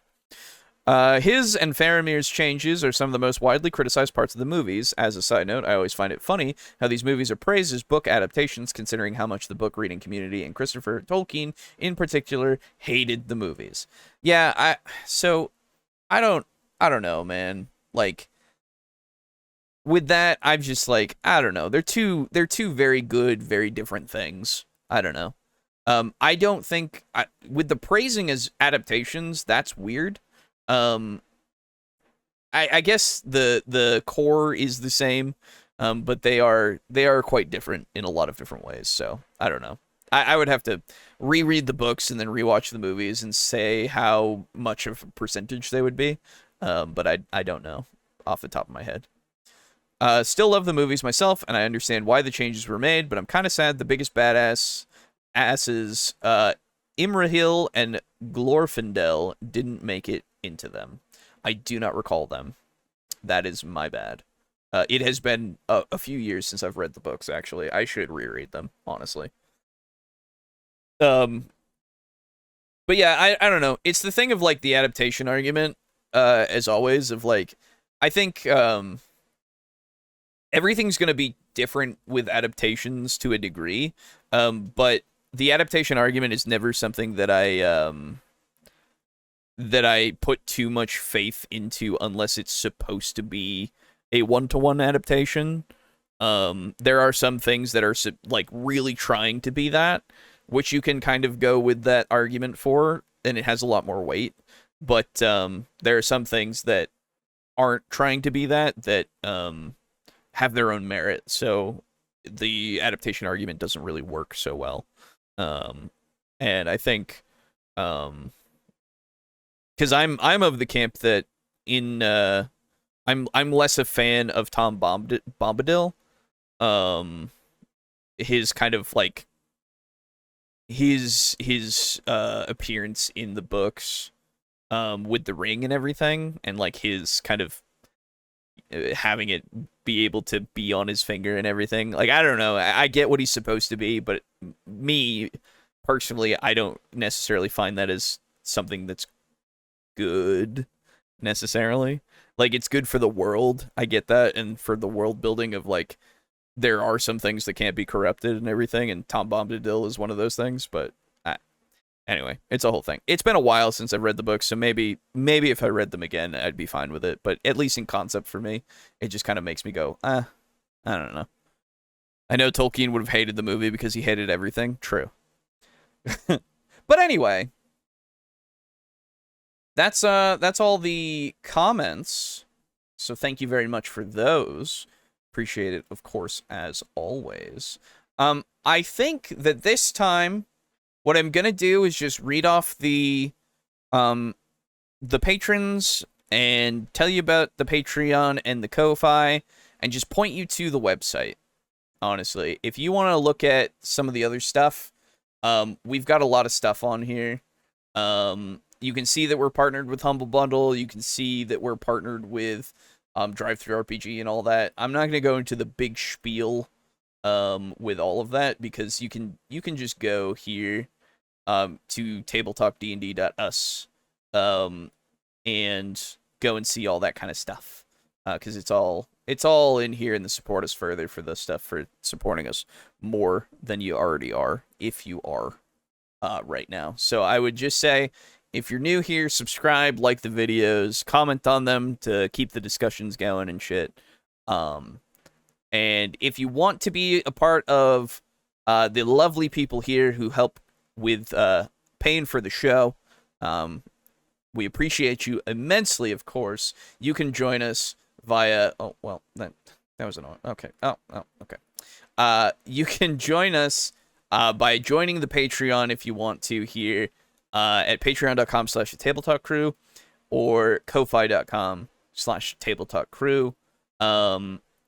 And a big thank you goes out to Steely, Draco Kraken, and Rick, aka Unirico, for those $15 every month. We appreciate you immensely. Thank you so very, very, very much. Big thanks, as always. A thank you goes to Crimson Rose as well, and a thank you to our Tier 1 contributor. If you wish to, either in the Ko-Fi or the Patreon, it's as little as $1 a month. You would join Tier 1 and just be a part of everything that we've done. We get thanked during the shows near the end. So, But yeah, that'll do it for me for tonight. Check out the links in the description if you have any other thoughts on looking into any other ways to support us, or go onto the website. And yeah, I guess that'll do it. So, thank you very much, everybody, for joining us for the evening. And I suppose we'll see you next time. Bye-bye. Bye-bye.